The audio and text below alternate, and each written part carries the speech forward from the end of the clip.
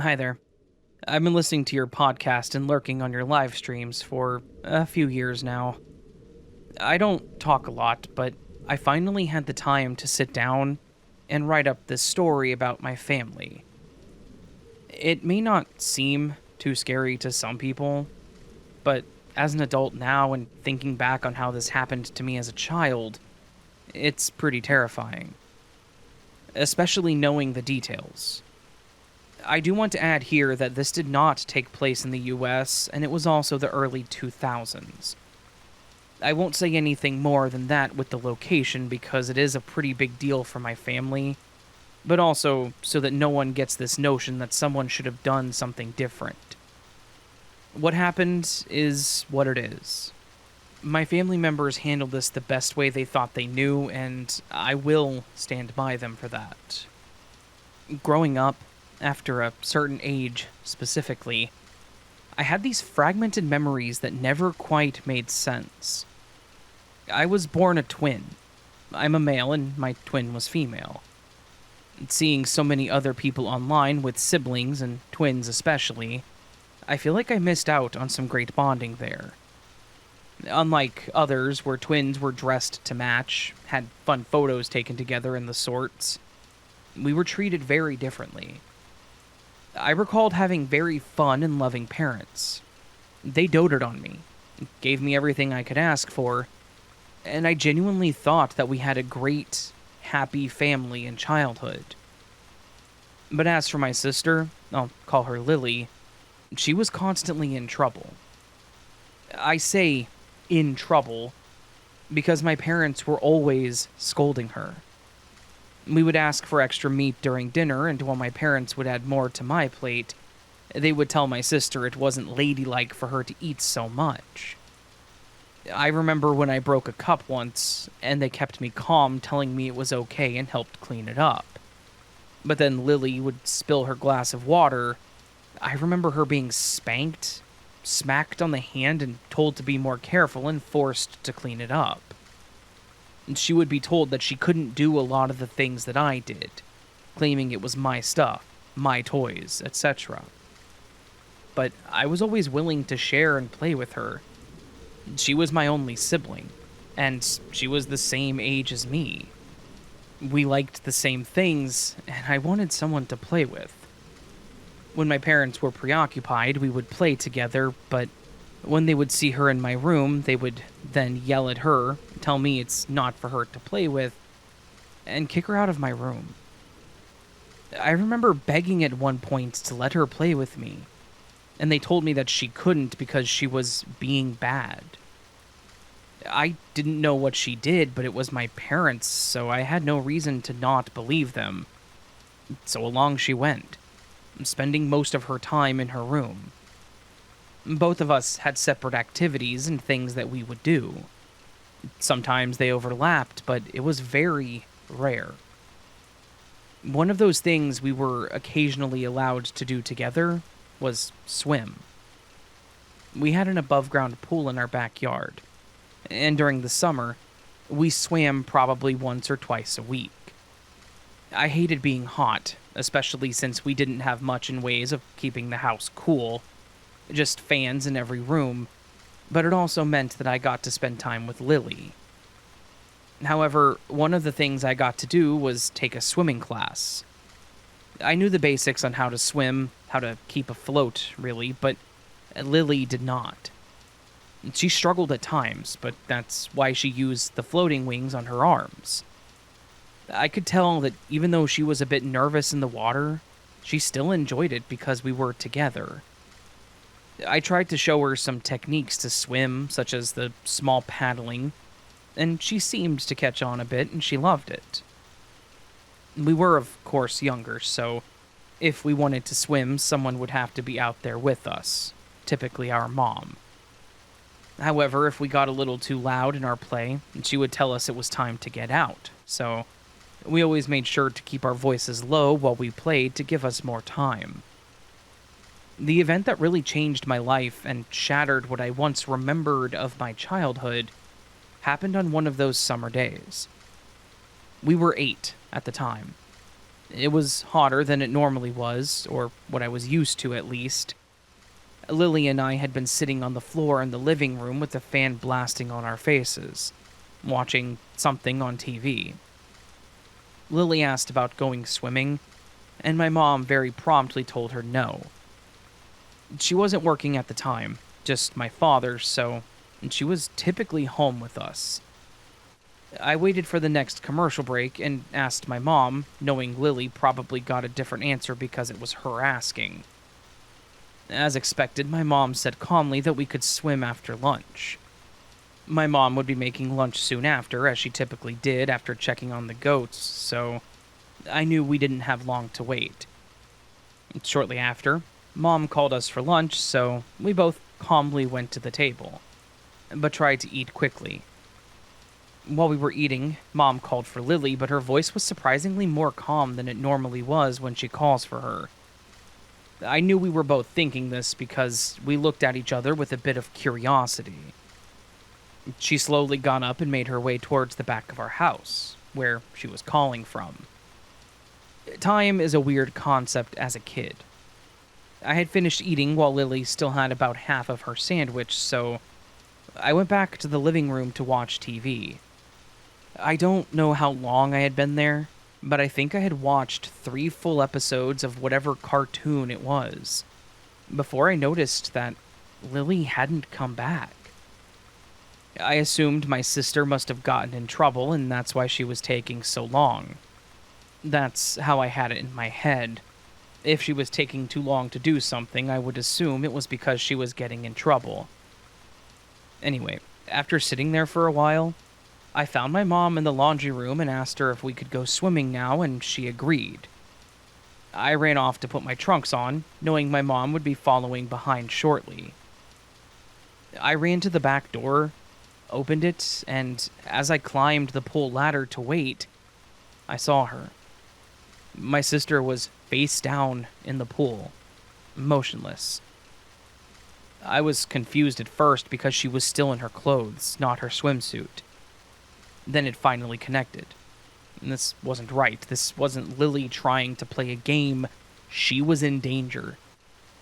I shouted for my mom several times, shouting that Lily needed help, but she didn't respond. I then jumped in the pool by myself to try and save her. I remember it being really hard for me to get her flipped over, but I did it. Then I pulled her toward the ladder. But that's when it stopped being easy. We were both 8. I couldn't lift her out of the pool on my own. She was soaked and still wearing pants and a shirt, which also weighed her down. I remember my little arms wrapped around her, staring at her purple lips and screaming for my mom, but she never came, and I couldn't understand why. I left the door open, so there was no way she couldn't hear me. Thankfully, there was a man walking down the street as I was screaming for my mom, and he stopped immediately.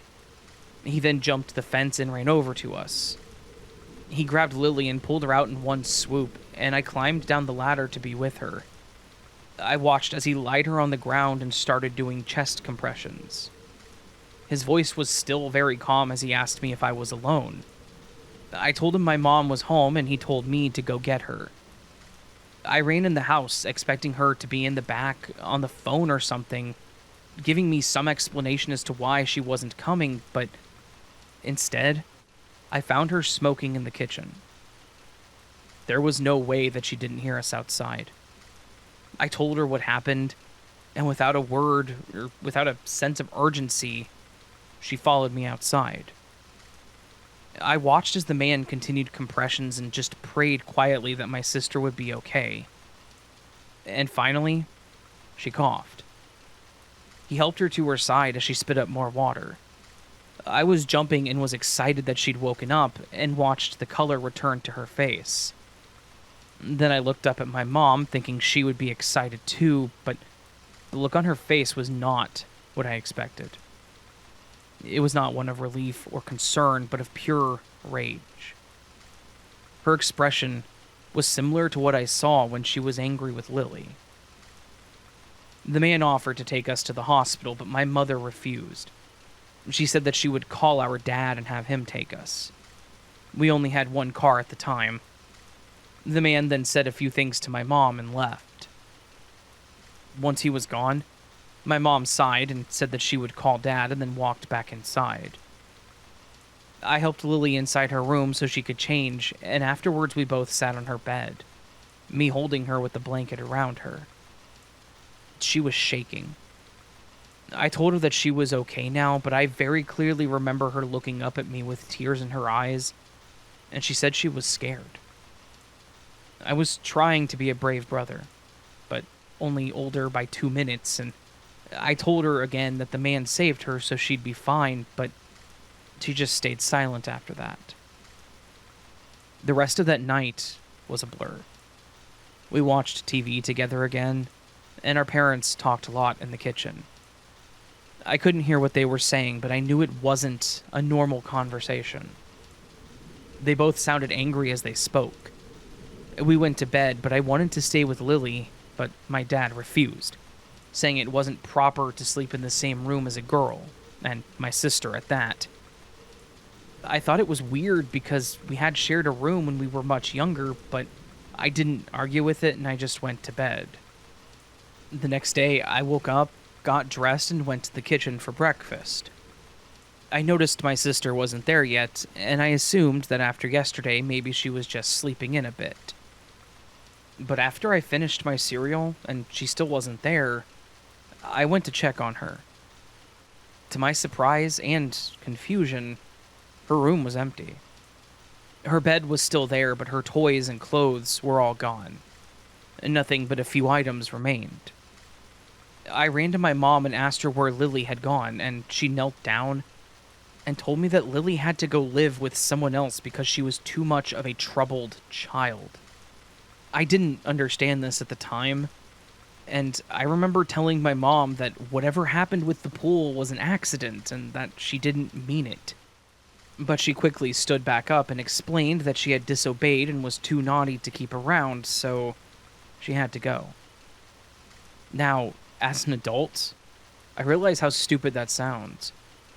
It wasn't like she was an adult or even a teenager being rebellious. We were 8 years old. How bad could she really be? I was very sad for the longest time, knowing that I was alone now with no one to spend time with. Here's where it kept getting worse. I remember as a kid asking about Lily. I would ask if I could go see her, if I could call her, and every time they would say no. They would tell me that I should just forget about her and that she wasn't part of the family anymore. Over the years, I would still ask about her, but it would become less and less, asking on our birthday, on holidays, and every time I brought her up, they would both scold me, saying that I was an only child and that I needed to drop this whole sister thing. Eventually, I started to believe it. She was in my life for 8 years, but as another 8+ years passed, she wasn't. So, while I was in my head, I would gaslight myself that I must have these crazy memories, and maybe someone else's, about a sister because I clearly didn't have one. When I was 18, my dad died of a heart attack. I was just finishing my school year when my mom came to pick me up and take us to the hospital where he had died. Now it was just the two of us, and while I tried to cling to her more, to be as close to her as I could, she felt the opposite. She distanced herself, would tell me to man up, and then went about life as normal. So I did my best to do the same. But, apparently, my mom was also faking it. 3 years later, my mom also passed from terminal cancer that she had told nobody about. I learned about it after she passed, when the doctor talked to me about it with pity in her eyes. I couldn't understand it, any of it. I don't know why she wouldn't tell anyone. I was still young. I had just started my life, and now I had no one. My grandparents were gone, not that I was ever close to them either.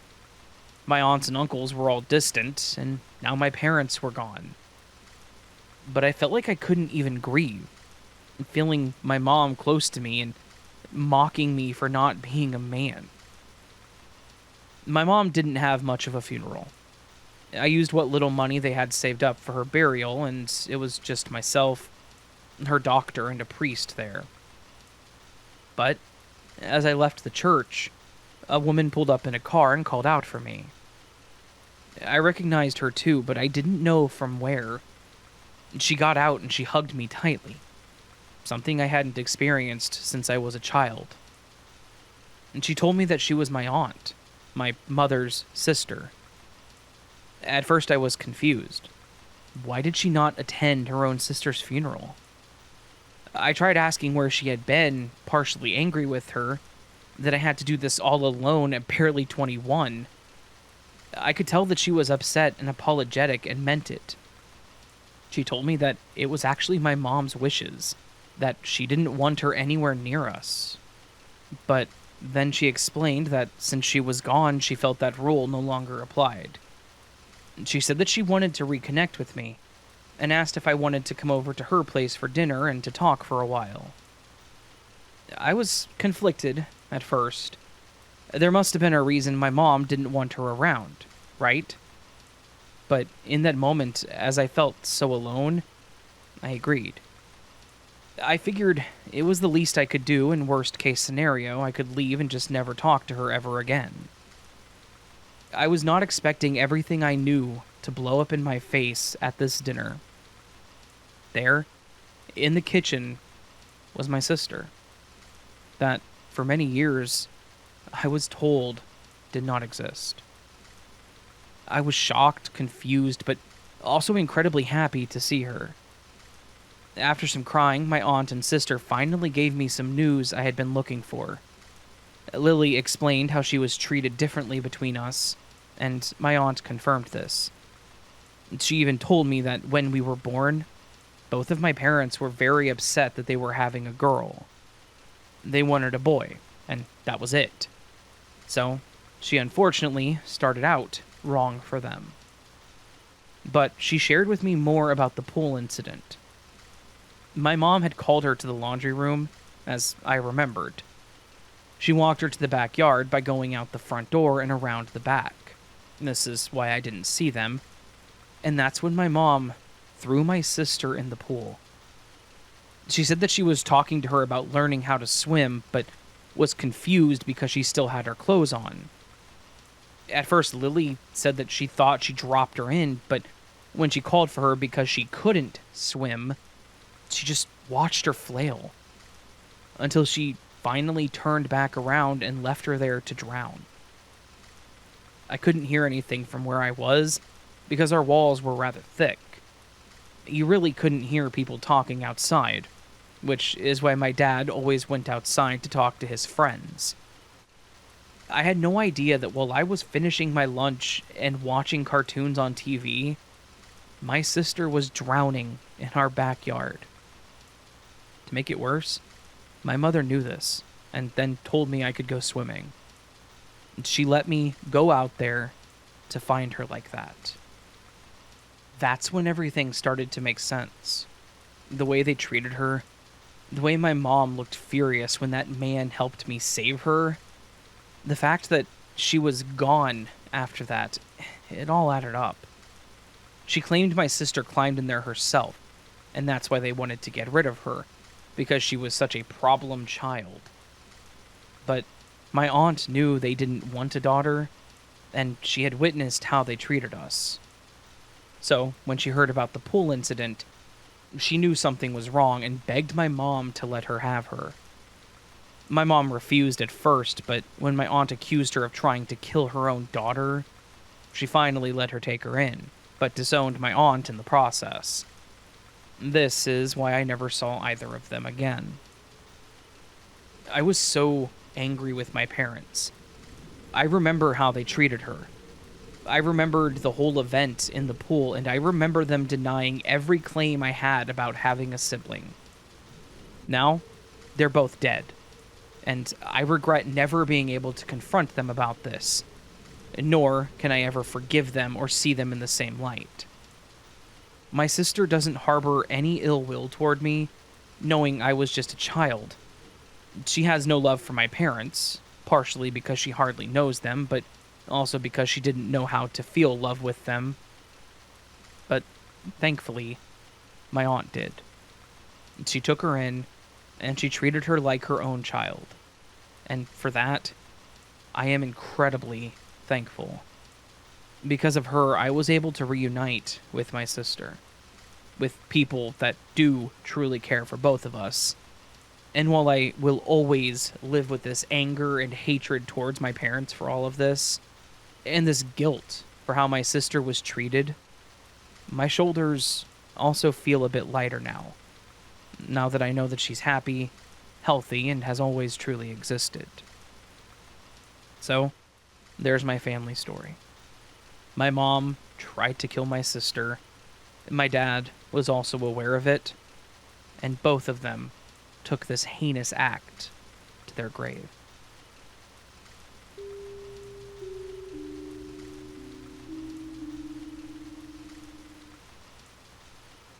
I was listening to some of your videos when I heard a story that reminded me of something that happened to me last year, so I wanted to share it with you. First, I will say that I'm a 24-year-old guy. I was 23 at the time of this story. I've always been into hiking and camping, as it was something I did with my dad and siblings when we were younger. I haven't moved far from where I grew up, so all the places I regularly go hiking at, I know pretty well. Getting lost isn't something that happens, and I pretty much know the ins and outs of what to expect when I get out there. But one thing you really can't account for are other people, and how they may react when you come across them. For the most part, you can determine what a wild animal may do. Humans are a little more difficult. I had left work an hour early after having a rough day. I was in a bad mood and a little stressed out, so I decided to give myself a break and go for a hike. Being outdoors can lift my spirits quite a bit, so I thought this would be a good opportunity to get out there. There's a nice forest that's about a 20-minute drive from town. Not exactly a popular hiking destination, but that's why I loved it. It was usually empty except for more experienced hikers, and it has these beautiful old growth sections. It was pretty serene. By the time I got home, changed, grabbed my gear, and drove to the forest, it was around 4 p.m. I also wanted to point out that when I arrived, my car was the only one in the little gravel parking lot. Now, it's possible that someone could have walked to the forest or maybe even rode a bike here, but there at least weren't any other cars in the lot. Having walked it plenty of times before, I knew that I would get through it with a little sunlight left. It was late October, which was also my favorite time to walk through there. It was a little cooler, but not too bad, and the leaves changing colors were perfect for taking pictures, which I've also enjoyed. My mom is a photographer, so I guess they've both had a little influence on me. The trail is about 2.5 miles long, and makes a loop through dense hardwood trees. About a mile in, there is a side trail that branches off, but I had never taken it before. It was marked on the map, but it was clearly an old path that was no longer kept up with, so I never bothered with it before, keeping to what I knew. But for some reason, that day, probably because of my mood, I decided to explore it instead. Going through that trail, it was quite obvious that it was abandoned. The grass and weeds swallowed what was left of the trail, branches would snag on my jacket, and I would have to maneuver my way over fallen logs and under low-hanging branches. I had to keep a mental note to check myself for ticks afterwards, which alone was pretty terrifying. I love being outdoors, but I cannot stand ticks. So, after about 20 minutes into this part of the hike, I came to a small clearing with an old dilapidated hunting blind. At first I was confused because, while this was a decent-sized forest, it wasn't nearly big enough of an area to hunt in, and there were signs posted that hunting wasn't allowed. However, it did look very old and like it hadn't been used in years, so I assume that maybe someone left this behind some time ago. It did make for a cool focal point for some pictures, however, so I pulled out my phone to take a few. While messing with my photo settings, I heard something in the distance that made me stop. It was a whistle, but not like a bird call, like another person whistling. But it wasn't like someone was whistling a song either. It was 3 very separate and sharp notes. I stood there and listened as it got louder, until it finally seemed to stay at the same decibel, like the person had stopped moving. I looked around the trees to see if I could find where it was coming from, and finally, I did. About 50 feet away or so, standing just behind a large oak tree, was a person. The thing was, they were mostly hidden, but I could clearly see part of their body. At first, it tickled me because it was like a kid not realizing they were too big to hide behind a little tree. So I smiled and waved, thinking maybe they were just being silly.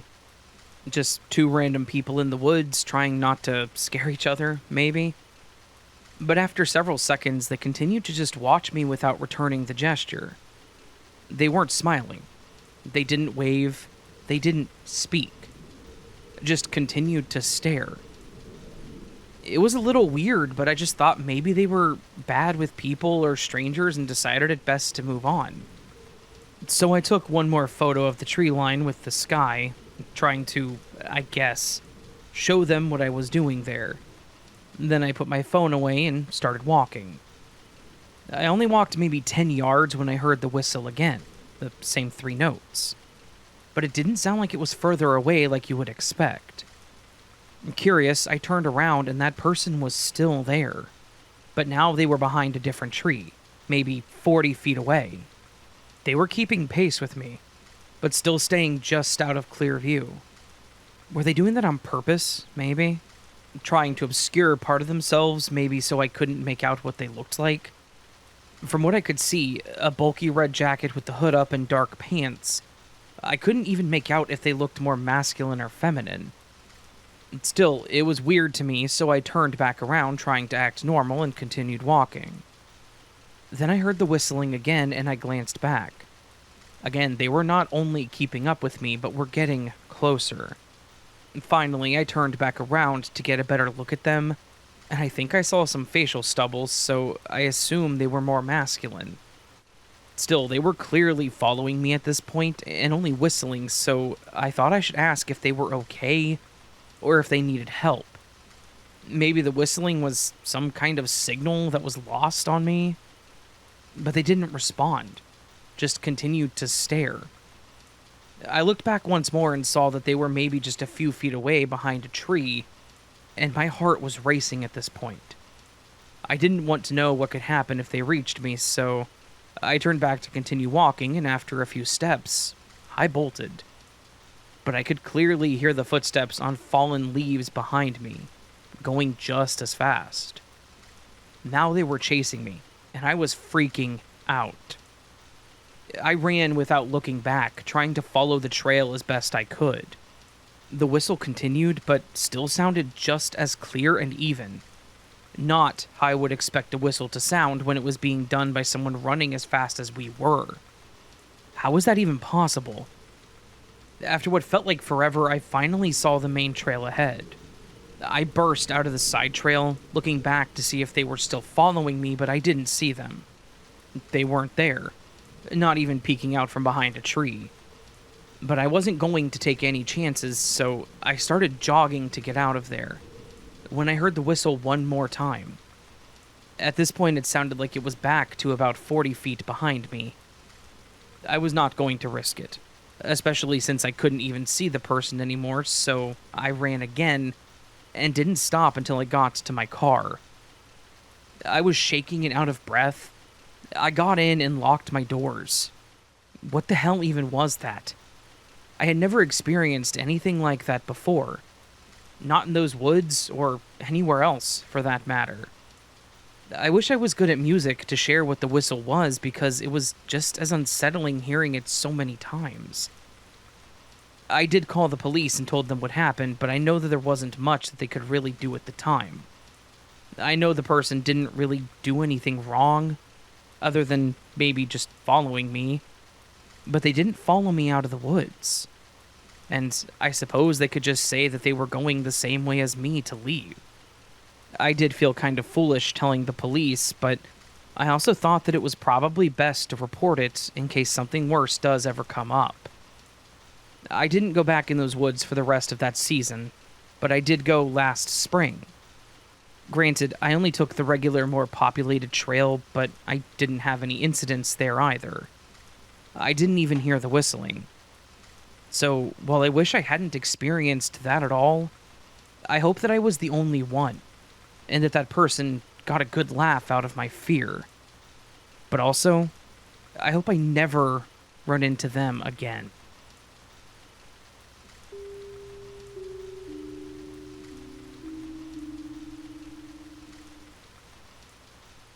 Hello, long-time lurker in here. This happened back in 2009 in Puerto Rico, and we still don't know what it was. And recently another user shared a picture similar to what we saw. The encounter. It was back in 2009, 4 friends and I were walking home from a basketball game in a suburb that is near our neighborhood. It was around 8 p.m. and it was pretty dark. There were 2 ways to go into my neighborhood. The first one was the, quote, shortcut, which consisted of cutting through the middle of an abandoned paintball park in an open field, and it would take around 10 minutes to arrive to our homes. The second was the long way, which takes 25 to 30 minutes, walking in a bright area surrounded by houses and endless illuminated rows that finished right at the entrance of the abandoned park, and then about 5 minutes of walking in a semi-illuminated area. We took the shortcut, like we did every time, but this time everything was quiet. No animal sounds, abandoned dogs took shelter there, no car sounds from far, just pure silence.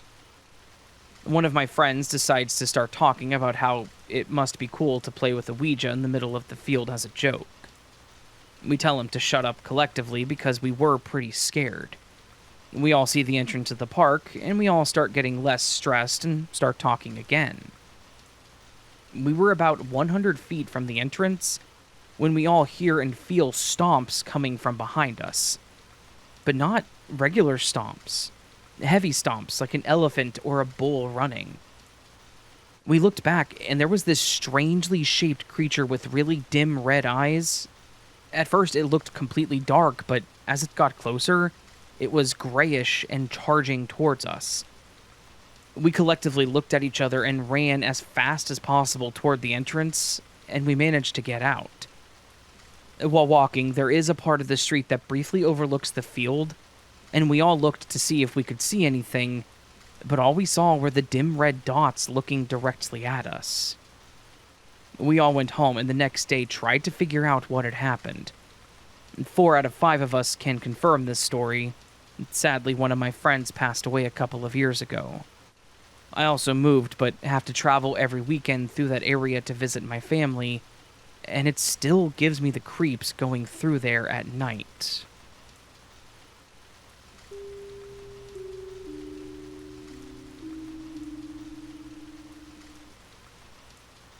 This experience is one that I never shared with anyone beside my brother. When I was about 13 years old, I was living in rural British Columbia. One night, I was in the hot tub on the deck outside, just watching the woods, taking in the silence. It was wintertime, and we just recently had a snowfall that left around knee-high deep snow. It was around 2 to 3 a.m., and out of nowhere, this very large wolf, bigger than one I have ever seen so far, came out of the woods. I remember its coat being a shimmering silver and its bright, piercing green eyes. As this wolf was walking along the fence of our paddocks, it locked eyes with mine, and we just kind of stared at each other as he walked past me, both alone in the middle of the night, in the middle of nowhere. What happened next to this day instantly makes my spine shiver. As the wolf walked past, he walked towards our barn with our horses in it. It became darker as it entered the barn, but the other side of the barn still had a bright light illuminating the outside that I could clearly see. This wolf, as it entered halfway through, it went from the shape of a wolf to a very large, broad-shouldered person. The horses didn't make a single sound, and this person now stood roughly 7 feet tall, rounded the corner toward the open field, but didn't emerge from the other side. And I never saw it again. My brother had his own encounter with the same wolf, I'm guessing. He told me that he woke up randomly one night from the feeling of being watched. He then looked out his window to see a very large wolf walking away from his window. So I'm guessing it was watching him sleep.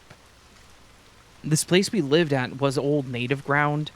Our barn was an old school house where the Catholic priest would put the native children and teach them the lessons on Christ. It even had the old desk and chairs still inside. My brother and I both saw children's faces in the panes of glass from that barn and lights turn on randomly. We had closet doors slam repeatedly for minutes at a time, footsteps, and feelings of being watched. In my room, I saw glowing eyes on the ceiling and hid under my covers until morning.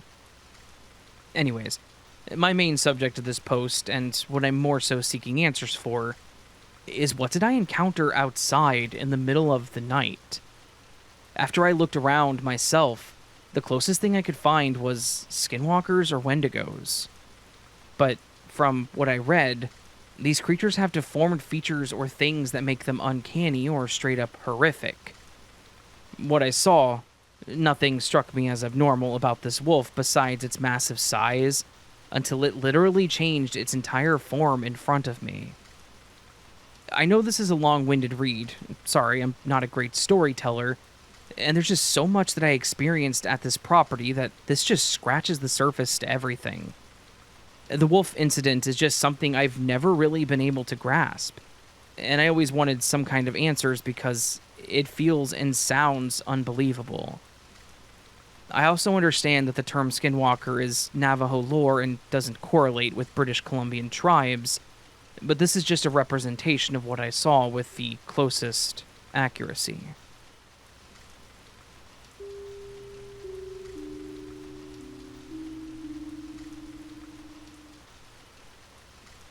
This is a true story, and by the way, I love your channel as I go to sleep to your videos every night. Thank you so very much, Mike. For those unfamiliar on the Virginia/West Virginia border, there are 2 tunnels. They're roughly 30 minutes apart, and you drive through them when traveling north-south on I-77. In 2010, a friend and I were on our way back to Kentucky from Florida, and something very strange happened. We passed through both tunnels without incident, and we stopped at a convenience store that is off of the exit. Immediately after you go through the second tunnel. It's literally right off the highway, and you can see it from the road. When getting back on the highway from the convenience store, it's an extremely short trip, and you'd have to be pretty stupid to get lost or turned around.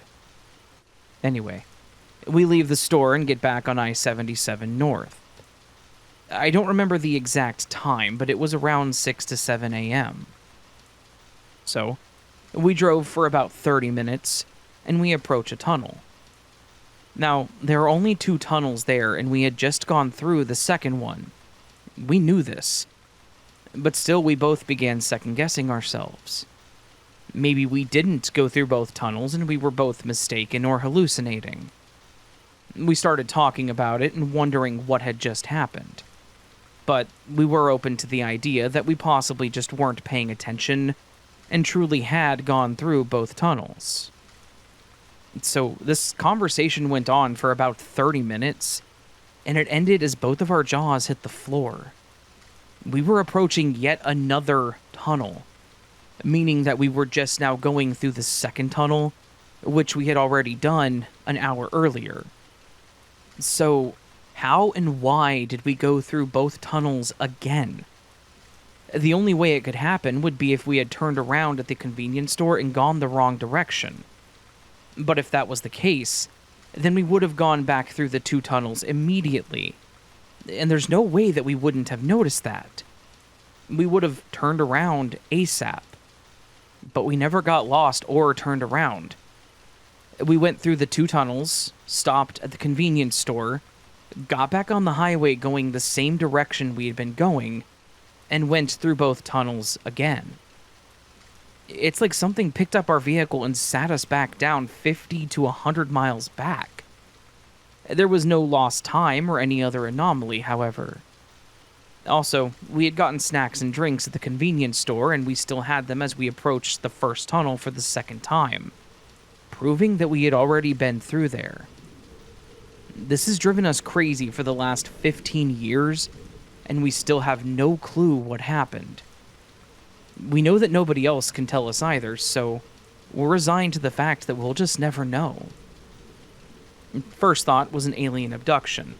Lots of common denominators there, but usually there is lost time in those cases. Or people won't remember how they ended up somewhere. And as I said, we lost no time. We were both conscious and aware for the duration. Nothing about it makes sense.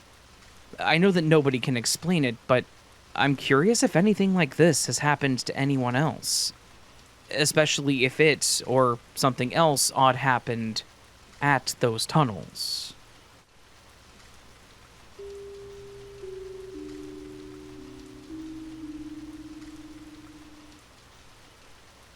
Hi, Raven.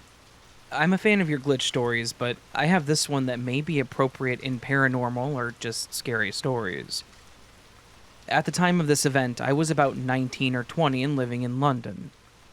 During World War II, London was devastated by German bombings, and after the war it took quite a few years to remove the rubble and debris of one of our neighborhood streets.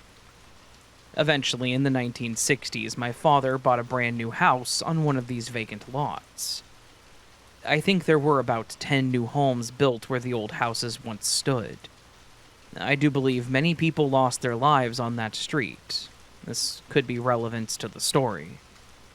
Anyway, growing up in that house was pretty normal for a while, but then on the odd occasion we had lights mysteriously turning themselves off by the wall switch. I once felt someone sitting on the edge of my bed. I felt the weight, but nobody was there.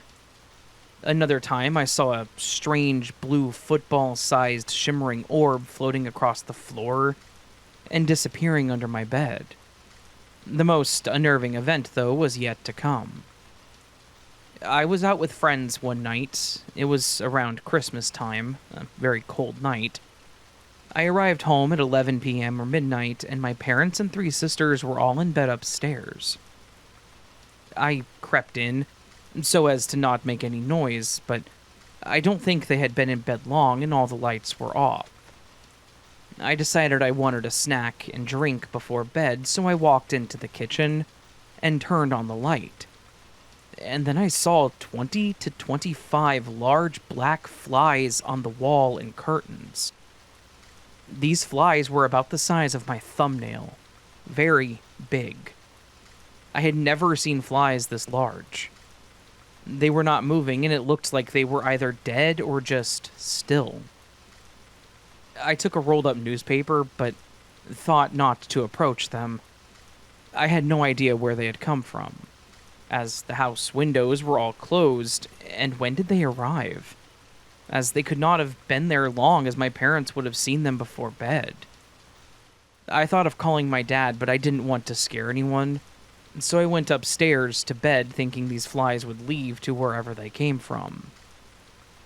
In the morning, I went back downstairs and my mother was in the kitchen with no flies anywhere. Nobody mentioned any flies on the wall and I didn't say anything. I didn't want to scare anyone. But I felt very weirded out by this. Where did they come from and where did they go? I've never told anyone about this until now, and I will never forget this.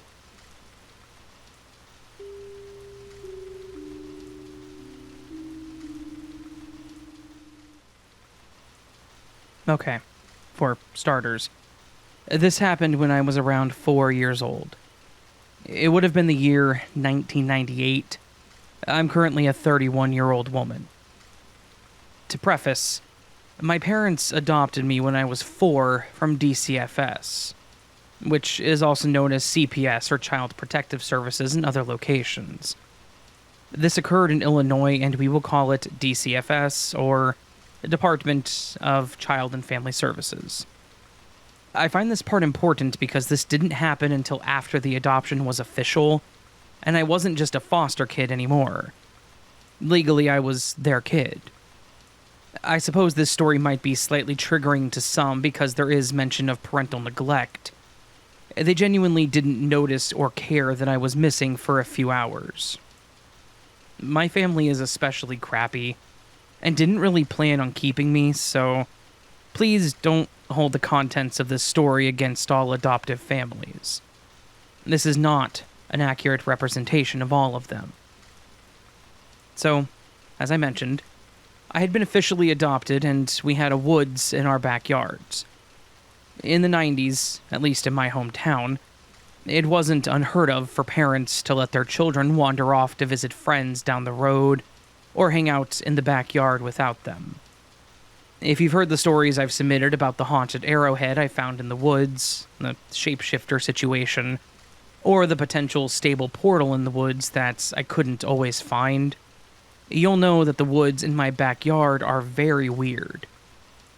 They're never malicious toward me exactly, except for this one time in particular. I'm not even sure if I could consider it malicious, or if it was just a spirit saying, "Hey, don't leave your child unattended to my parents." I was playing in the sandbox. We had the one that was shaped like a turtle, peak 90s nostalgia there. I saw this cute little puppy sitting by my cat, Min Min the First, near the entrance to the woods. I walked over to it and tried to pet it, but it started walking into the woods, and so did my cat. Me being me, a 4-year-old who just wanted to pet the puppy, I followed it. It stayed about a foot in front of me at all times. Eventually, we got to a clearing with a half circle of tree stumps that could be used as chairs, and a fire pit in the middle. We didn't have anything like this anywhere in the woods. Eventually, I got the puppy to come to me, and I was so happy. Then I realized I had absolutely no idea how to get back. Nothing looked familiar. I would walk the trails with my parents sometimes, so I had a pretty good idea of where they went and how they looked. And this area matched none of the ones I was familiar with. I was about to wander off again, but the puppy started barking at me, so I came back to sit down. Eventually, I was joined by 3 to 5 people who I can't remember much about. One of them seemed to be a young boy, about 12 years old. There was another little girl who I didn't recognize, and to be honest, we didn't hit it off at all. She was kind of rude. There were 3 adult people, but I can't remember any of their details. I just know, intuitively, I could tell that they were safe people. They seemed extremely upset and confused about how I got there, and why my parents hadn't come looking for me yet. I had been out there for about an hour and 15 minutes at this point. I had given them my address so they could help me get home.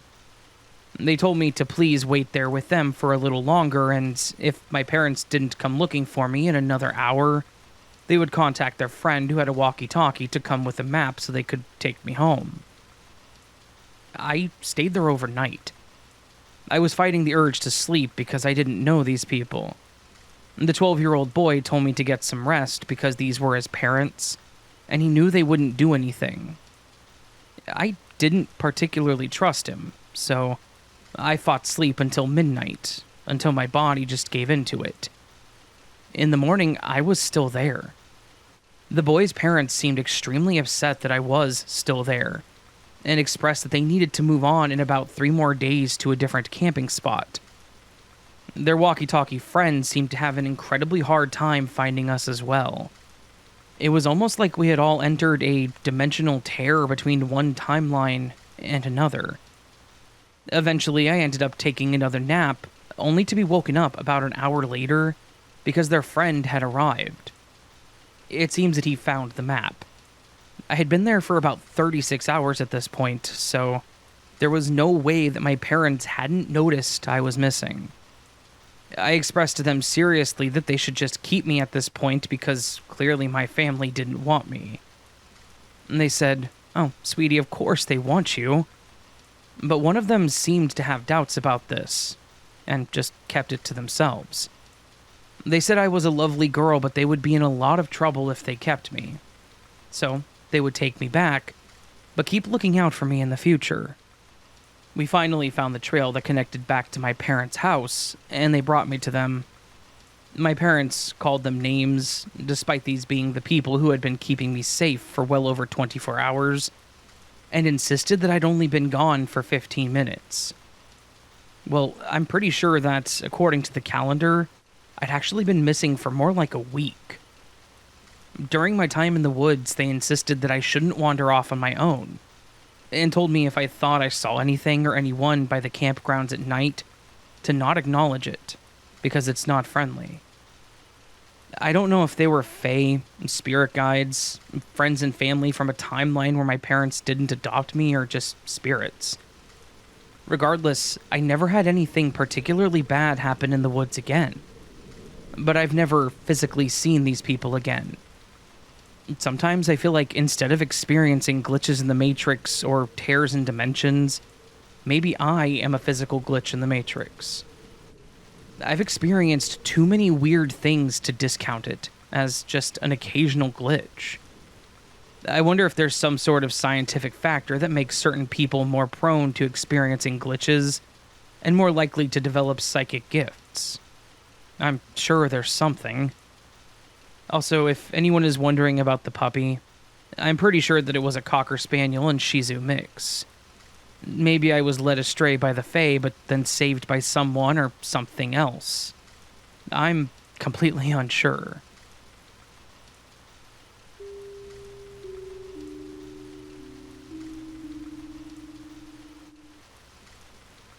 Hello, Raven. I hope you're doing well. Yeah, I'm doing pretty well. I have and always have been appreciative of your narrations. You've always kept me from boredom of menial daily life. Well, thank you, happy to help. I've submitted a few stories to you before, and recently when listening to one of the stories you narrated about a guy helping a woman on the train, it reminded me of the time when I was in my early 20s. For background, I'm from Vietnam, and after I graduated high school, I decided to take a few years off working and trying to figure out what I wanted to do in life. I lived in Hanoi, and this decision was definitely uncommon. At the time, I was working at a bar, so they usually finish very late, around 2 or 3 in the morning. And, of course, Vietnam is a country with rich culture about ghosts and the afterlife. They consider around 2 to 3 a.m. to be the ghost hour, when the gates of hell opened and the ghosts can roam free. We also have a saying, and I'm so sorry if I butcher this, Didem lam kong ga gap ma, which loosely translates to, going out at night frequently, you will eventually meet a ghost. This idiom could also mean that if you do something bad for a long time, you'll eventually get caught. So, anyway, one day I finished off my work as usual at 3 a.m. I was heading home on my motorbike. Usually I'll take a straight route back home, but on that day I decided to go the long way, which passes through a temple in an area with history where the war happened there a long time ago. The street was dimmed on that day, for some unknown reason. As I approached the temple, I saw a woman figure wearing a long white dress sitting on the pavement. Her black, thick hair was covering her face, and she seemed to be crying. I heard that ghosts usually linger outside of the temple, as they're looking for salvation from Buddha. So, 20-year-old me was freaking out, and thought that I was seeing a real ghost with my own eyes. I was shaking, but trying to keep it cool. I decided to just drive past her real fast. After a while, part of me was thinking that, what if that was a real person and she needed help? Maybe I should help. But could it also be a trick of someone trying to rob me? A few seconds of thinking it through had gone by, and I decided to turn back and see if the person did need any help. I didn't have any money on me. The only valuable thing on me at the time was my dad's old motorbike and my phone, so not much to lose. I drove slowly, trying to look around to see if there could be anyone hiding around that spot. After making sure there was no one else, I slowly approached her with my adrenaline rising to the moon. And it turns out that she'd actually been beaten by her boyfriend, who left her there on the side of the street in the middle of the night. She was very frantic and asking me to help her. I was still skeptic about this being a scam or not, but I decided to take her on my motorbike. I asked her if she wanted to go home and that I could take her maybe to the police station, but she was crying and begging me to take her somewhere else, since she was worried her boyfriend could be going back looking for her at her house so he could beat her again. She was also afraid to make trouble for her boyfriend if she went to the police. I couldn't take her to a hotel since it could create some misunderstandings, and with nowhere to go, I decided to find a 24/7 convenience store. Luckily, there was one nearby. When I got there, the staff were looking at me with worried eyes. I heard some of them calling me a pervert for some reason. After we sat down on the corner, I bought her some water and she started telling me her story. Her boyfriend was the jealous, abusive type of guy. They were on their way back after a night of celebrating her birthday, and during that time she received some birthday wishes on her phone from one of her male coworkers. Her boyfriend got jealous, and he started making a fuss and wanting to go home. On the way back, they got into a fight, and that is when she got kicked off onto the street. She was a bit drunk, too. I could smell a very strong alcohol smell on her. I did ask her about her family or if she lived with anyone.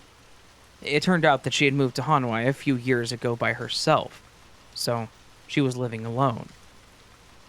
After a bit of exchange, I told her that I would sit with her until she sobered up to make sure she was safe. She then started to nod off, with her head on the table. Around 6 a.m., the street outside started to get more and more people on it. She said that she felt better and would be fine. She told me that she could go home by herself since her house wasn't too far away. I was still worried about her, but my fatigue after a long day finally caught up to me. We did exchange contact information, and I went home right after that to rest.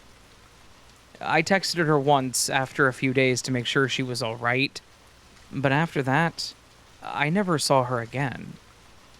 I do hope that she is still doing okay today.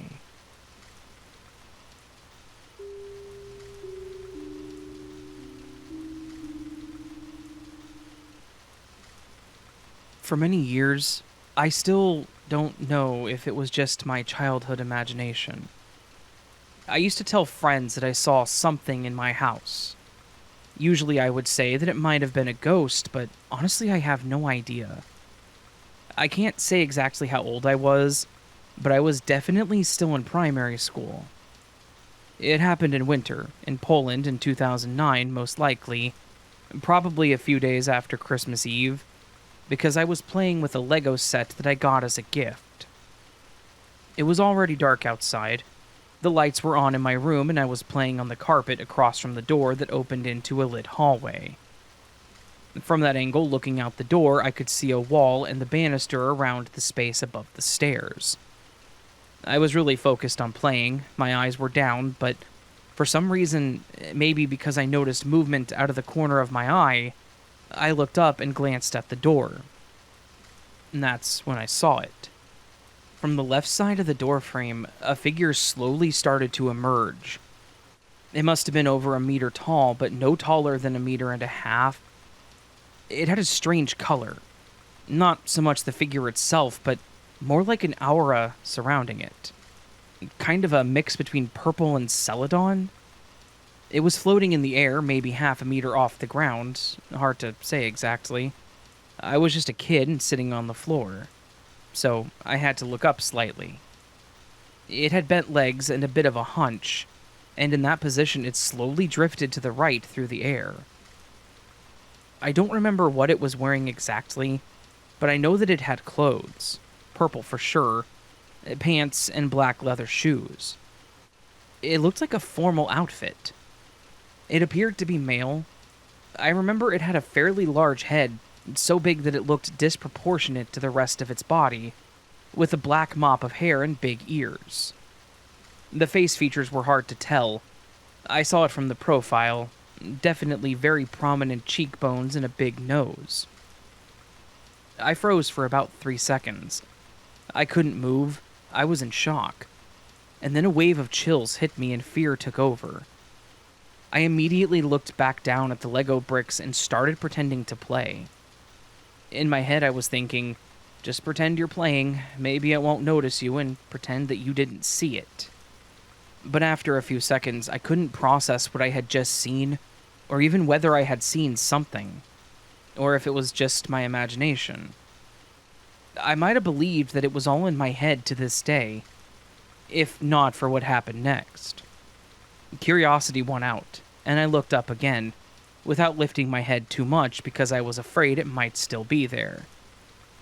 And then I saw that from the right side of the door frame, part of the figure was still visible. After a short moment, it completely moved out of view. I was stunned, terrified. I sat there for a while trying to gather the courage to run to my parents who were in the living room downstairs. When I finally managed to do so, I ran out of the room not looking to the right out of fear that it was still there, bolted down the stairs and sat on the couch next to my parents. I didn't say a word to them.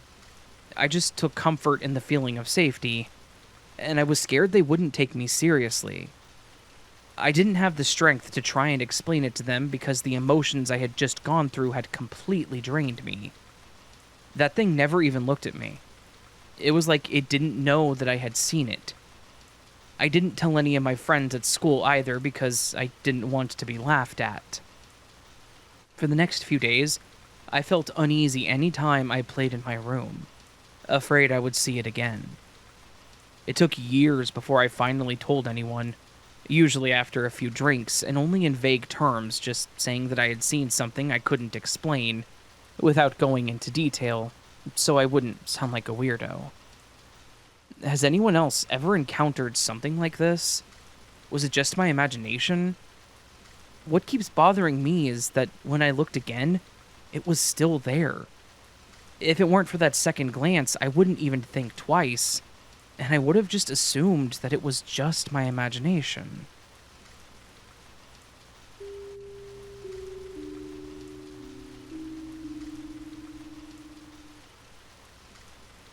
This one is probably going to seem a bit odd for a family secrets video, but given that Joseph Pistone's family was largely unaware of what he was doing, in order to insulate them from the ramifications, it certainly qualifies.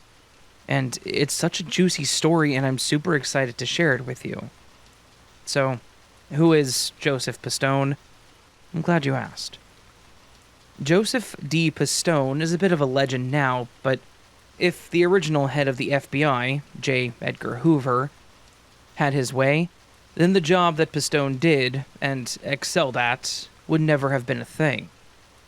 Hoover detested the notion of using federal agents in an undercover capacity, due to the likelihood of the agents becoming corrupt. Maybe in hindsight, looking at the result of Pistone's arduous work, he would rethink things. As for the heads of the Bureau at the time, it proved that true value in placing agents undercover, and not just relying on informants for inside information. Prior to joining the FBI, Pistone actually worked as a teacher at Patterson School No. 10 for a year, and then for 3 years at the Office of Naval Intelligence before being sworn into the FBI in 1969. He would have a 17-year-long career and retire in 1986. The case that would end up building his reputation and serving as the cornerstone for his endeavors, since departing the FBI, would come about in 1976, when he volunteered to go undercover with the Mafia. Which, in and of itself, sounds a bit crazy to think about. Someone actually volunteered for this incredibly deadly assignment. In 1974, he was transferred from his initial assignment in Jacksonville, Florida, to the office in New York, where he was to infiltrate a notorious vehicle theft ring that had been operating with near impunity in the area. The work he did during the assignment resulted in more than 30 arrests and greatly increased Pistone's profile within the Bureau and law enforcement as a whole. After this assignment was when he volunteered to infiltrate the New York crime families and gather all of the evidence he could, and inform on their activities every step of the way. The operation took months to set up, and as part of the prep work, the FBI erased all traces of Joseph Pistone from their records, and denied that he worked there to anyone that called the office trying to reach him. It was as if Joseph Pistone had never been an FBI agent at all. Of course, they still gave him an assumed identity as a jewel thief, which was how he got his foot in the door with Jilly Greca and his entourage from the Colombo crime family. After 6 months, he was able to build a relationship with a member of the Bonanno crime family named Anthony Mira. Using both his relationship and the reputation he had built for himself, working with Greca's boys, the transition was rather smooth for him, and he quickly began to get notice among the family. The assignment was initially meant to last about 6 months, and then it was going to be over. However, it turned into a multi-year operation that, at its end, would result in over 100 arrests of Mafia members, and completely decimate the Bonanno family in multiple ways. After Mira was sent to prison, Pistone was brought under the tutelage of a Bonanno family soldier by the name of Benjamin Lefty Ruggiero. Pistone would go on to form ties with people as far away as Milwaukee and its crime family. In 1979, after the murder of Carmine Gallant, Pistone found himself reporting to Dominic Sonny Black Napolitano. And this is where business, as they say, starts to pick up. During this time, Pistone started a very lucrative business venture down in Holiday, Florida, where he worked alongside another undercover FBI agent, Tony Rossi. This business venture being called the King's Court Bottle Club. During his time down in Florida, Napolitano reached out to him in an attempt to contract him to kill Alphonse Sonny Red Indelicato's son, Anthony Bruno Indelicato. Napolitano was hoping to make Pistone a made man within the family, and killing Indelicato would do just that, turn him into a made man. There had been a previous attempt on Bruno's life, which he escaped by no-showing a meeting that resulted in the deaths of his father, Philip Giaccone, and Dominic Trinchera. It was at this time the FBI pulled the plug on Pistone's operation, citing that it was becoming far too dangerous to continue any longer. Pistone wanted to continue the operation until December, when he was set to become a made man. However, the Bureau would not allow this, and instead set an end date for July 26, 1981. After Pistone had departed, other FBI agents informed Napolitano that his longtime associate had been an undercover FBI agent the entire time. Napolitano wouldn't survive that summer, as in August of 1981, he was murdered for letting an FBI agent infiltrate the family. In typical mob fashion, he was shot dead and his hands were removed. Ruggiero was arrested later that month, and Anthony Mira was murdered in February of 1982. Later that same year, Ruggiero, alongside 3 other members of the Bonanno crime family, were convicted after a trial that lasted for 6 weeks. They were all sentenced to 15 years for racketeering conspiracy. The Mafia put a $500,000 bounty on Pistone's head and kicked the Bonanno family from the Mafia Commission. It was only after FBI agents paid a visit to the Mafia bosses in New York that the bounty was dropped, with Paul Castellano, the head of the commission, saying that murdering an FBI agent and his family would draw too much attention, and considered the matter dropped, probably wisely. On August 2nd, 1982, Pistone would testify publicly for the first time. The evidence he had gathered over his time undercover would result in over 200 indictments and over 100 convictions of mafia members. And even though he would resign from the FBI in 1986, he would still testify if called upon. The infiltration of Pistone had left the Bonanno family utterly decimated and kicked off the commission. Although long-term, this may have been to their benefit, as in the resulting Mafia Commission trial, they were no longer a part of that case, and therefore escaped all prosecution by the courts. One of the truly amazing parts of this whole story is the fact that he was somehow able to keep his family removed from all the craziness. All this that was going on during this time, until it was all over, that is. Currently, Pistone lives, of course, in an undisclosed location with his wife and 3 daughters, all under assumed names. But since his leaving the Bureau, Pistone has remained quite active. He's published several books, both fiction and nonfiction, including The Way of the Wise Guy and the Good Guys, with the son of Joseph Bonanno, Salvatore Bonanno. He also authored Deep Cover, Mobbed Up, and Snake Eyes. On top of these written projects, he's also worked as a consultant on a little movie project about his time undercover with the Bonanno family. He was there to add some authenticity to the fictionalized accounting of the case. You might have heard of it, actually, and since you're probably asking, who the heck is Joseph Pistone, I'll let you know that the title of the movie just happens to be the name that you may know Joseph Pistone by. And that name is Donnie Brasco.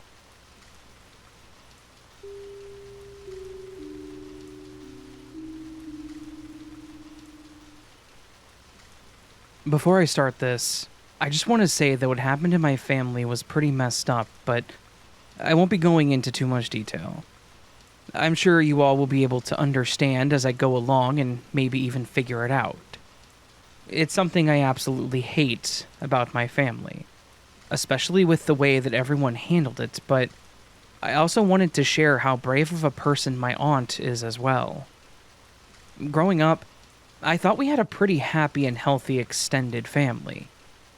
Not only did I love being with my siblings and parents, but my grandparents, aunts, uncles, and cousins were also wonderful people too. I loved how we may not see each other for a few months, but then we would all get together and continue right where we left off. We had your typical family holidays where everyone would get together at someone's house, or maybe even a rec center or park, and everyone just seemed very close. But, as kids do, I noticed that my Aunt Becca's family was a little different than others. Aunt Becca had 4 kids, yet she never had their father around. I had other aunts with uncles and vice versa, so it stood out to me. And as kids often do, we say or ask things that might make others uncomfortable, which is where I came in. At one time, I remember asking my aunt where my cousin's dad was. She was always so very nice to me about it, though. She would smile and, without skipping a beat, would tell me that sometimes couples don't get along like they used to, so they have to live separately.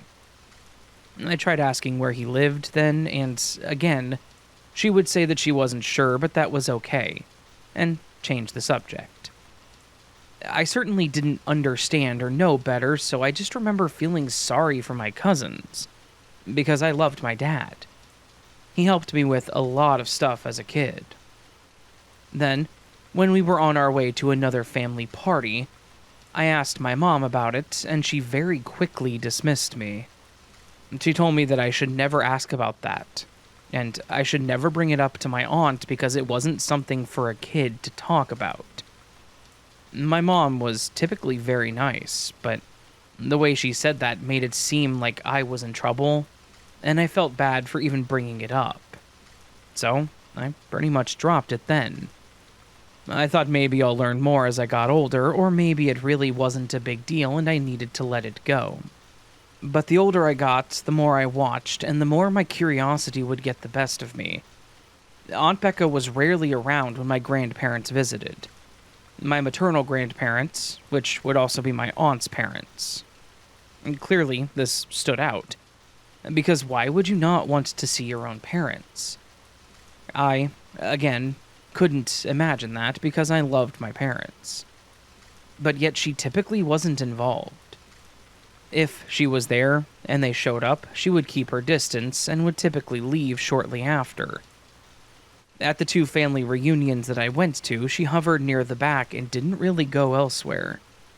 And when she did show up to a party after my grandparents were there, it would just be her and she rarely ever got out of the car. But that wasn't the only thing I would notice. It was the tension in the air. I would catch some people getting quiet. I remember my Aunt Lisa scoffed and walked out back, never engaging with Aunt Becca. But then my grandpa would always try to speak up, joke around, and just, all in all, be the life of the party when she would show up. I know Becca could sense it too, if I could at least. Which would make sense when she would just abruptly leave, but still I couldn't figure out why it was all happening. My grandpa died when I was 14, and I remember my mom talking about the service and everyone being there. However, I noticed that Aunt Becca and her kids were not there.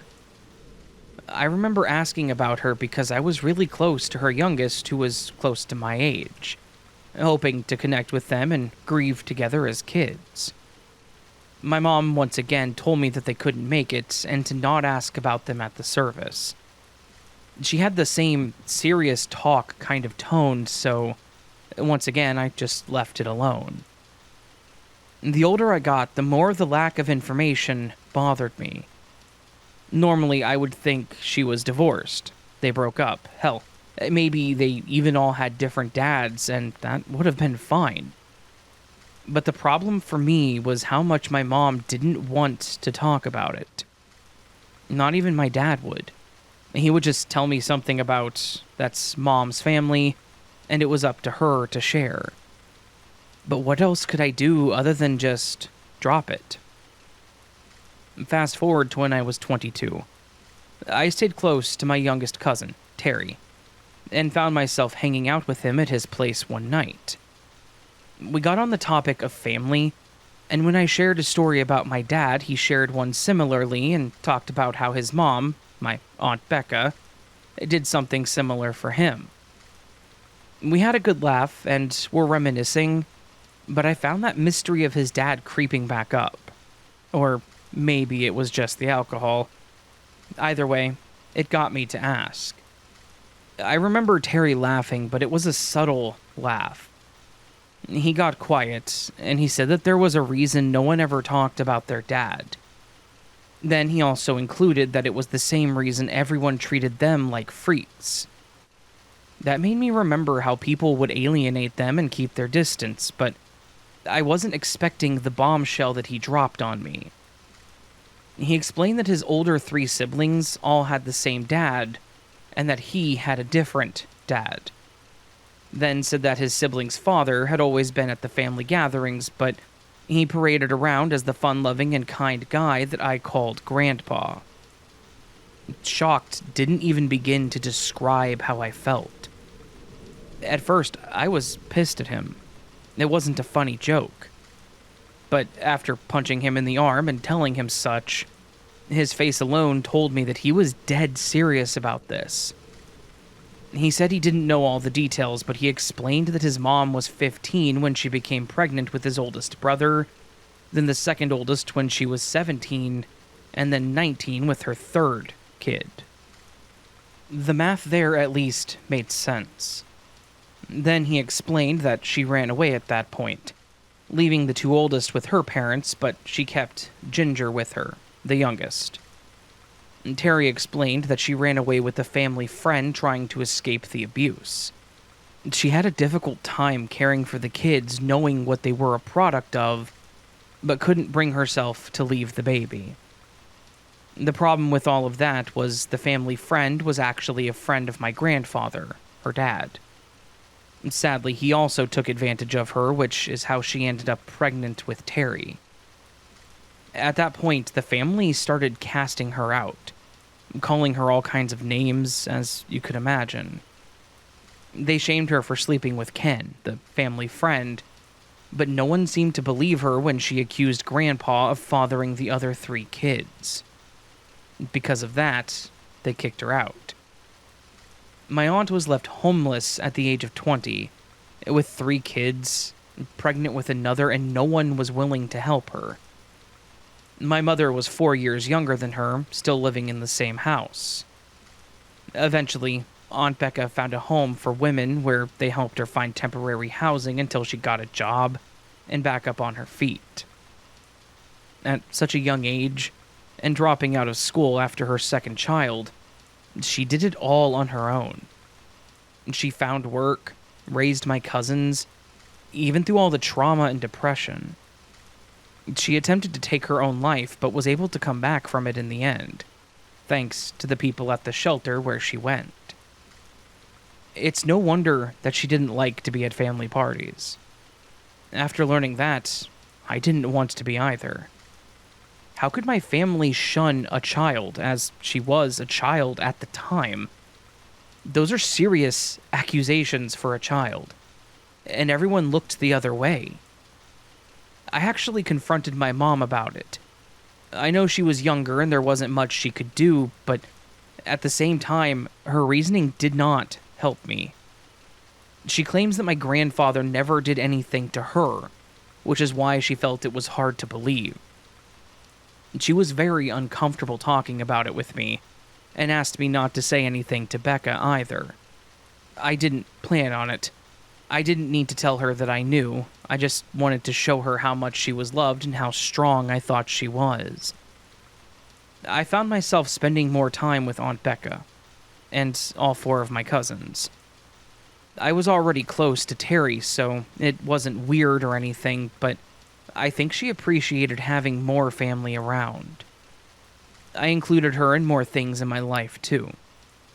I've never brought it up with her either, and I think I would rather leave it like that.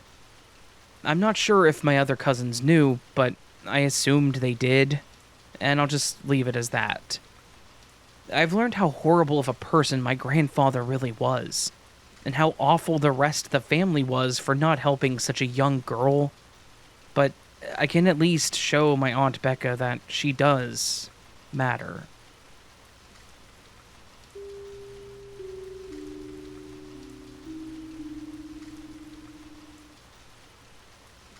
Hi, it's me yet again. A few days ago, I shared a story about how the woods I used to walk in as a child don't match my memories at all. There's another strange story that happened in those woods, specifically the one involving the weird cabin that I briefly mentioned in this story.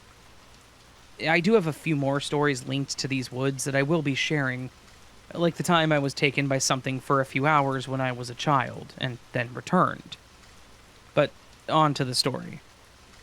This actually happened when I was about 12 years old, around March or April of 2006. I didn't have a phone back then, and I was definitely one of those typical rebellious Midwestern preteens who didn't listen to the rules, especially when it came to my mom telling me to not go into certain parts of the woods behind our house.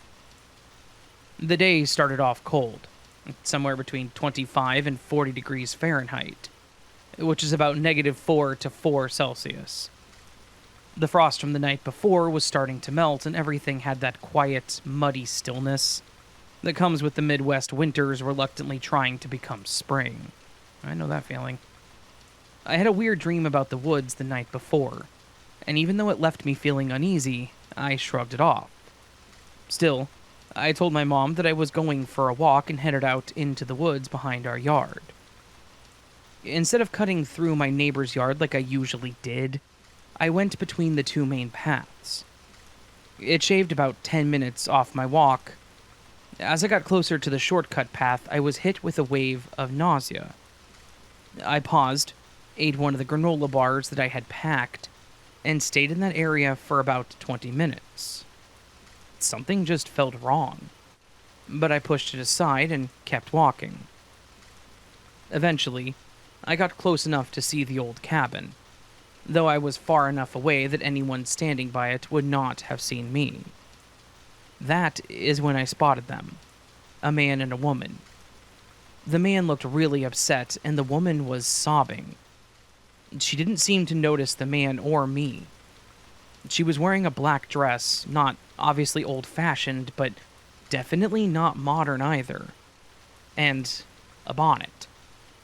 We had an Amish community nearby, so I assumed that maybe she was just Amish. The man looked to be around my age, maybe a little older, and definitely not Amish. I backed up along the path to stay close to my family's side of the woods, somewhere I could run from if I needed to. One thing stuck with me. Even though this boy looked my age, I didn't recognize him at all. I grew up in a tiny town in rural Illinois, and you always knew who everyone was, or at least who their cousins were. He stormed off in the direction of the creek, but he disappeared from sight way faster than he should have. That is when I saw something new. A creature that looked kind of like a coyote, but its fur was a dark grayish black. Nothing like the usual tan colors we see in the Midwest. We don't have wolves in our region. At least, we shouldn't. Then the woman let out this awful scream. It wasn't fully human. It sounded like something between a scream and an animal's cry, like something was changing. And suddenly there was a loud crash. I looked over the hill and saw that the old shed had collapsed, right where the woman had been standing. I ran closer just long enough to see a deformed, humanoid-looking arm poking out from under the rubble. The dress was the same. I turned and speed-walked straight back home. I didn't tell my parents everything, not the shapeshifter part. Just that I thought I saw someone get crushed when the shed collapsed. My mom scolded me first, saying that we told you not to go out there, and then went off about breaking rules again. And then she called our neighbors. Kyle and his wife Patricia, our neighbors, actually went out there to check. They confirmed that the shed had collapsed, but they didn't find anybody. Still, they seemed really uneasy. After that, they made it clear that I wasn't allowed to go into the woods alone anymore. They specifically told me not to go out there before noon or stay out past 2:45. It really made me wonder if they knew exactly what I was talking about. If maybe they had seen it, too. My parents acted like I was just making stuff up, but my neighbors, they never said it directly, but they believed me. From then on, if I went walking out there, I did follow their rules. And every time I passed that shed, I would run until I crossed the creek. Here's the part that's probably the weirdest. I completely forgot about this. Like, just fully forgot. It vanished from my memory just a month or two later. Then, one day, Patricia asked me if I remembered what happened in the woods, and I had no idea what she was talking about. I looked her dead in the face and said no. She looked genuinely concerned, but also kind of relieved. Now that the memory has returned, I'm almost certain that she found something that confirmed what I saw. Whether it was the arm, the damage, or something even more unsettling, I think she saw it too. Maybe not everything, but enough. Enough to believe me. Enough to warn me, and then enough to never talk about it ever again.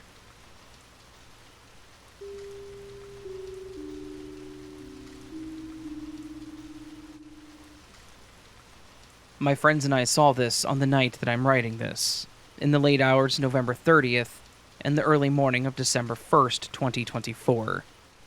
We live in southern Arizona and are all staying the night at one friend's house for a birthday party. Her house is known between all of us as the haunted house, since we're always experiencing weird things there.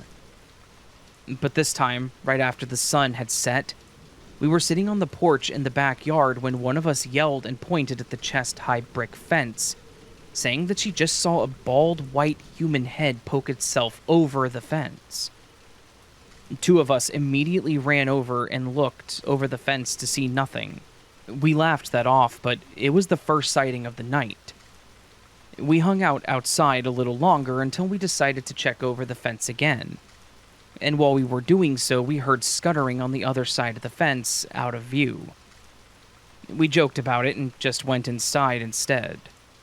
And skip to a while later, we went outside again, and almost right away, someone saw a head pop up around another fence.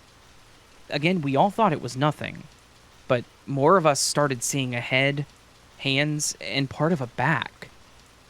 At that point, we were scared as hell and started going back inside when one friend stayed back and scared the living crap out of us, but she was just standing and looking. We stayed there for a while, now with one friend holding a broom. They lost their broom privileges soon after. And we kept seeing small things of white and some of the same things from before. Our other friends, previously inside, came out again, scaring the crap out of us. And we all started talking about things that we saw and what it could have been, when we kept seeing things. And eventually 2 people heard a growling. It was very clear they both weren't faking. We all ran inside and started panicking, trying to reason with the fact that there was a skinny, bald white man crawling outside. We eventually found this, and thank goodness, because, believe it or not, it made us all feel much better. This was our story. Do you think it's real, or are we just crazy teenagers?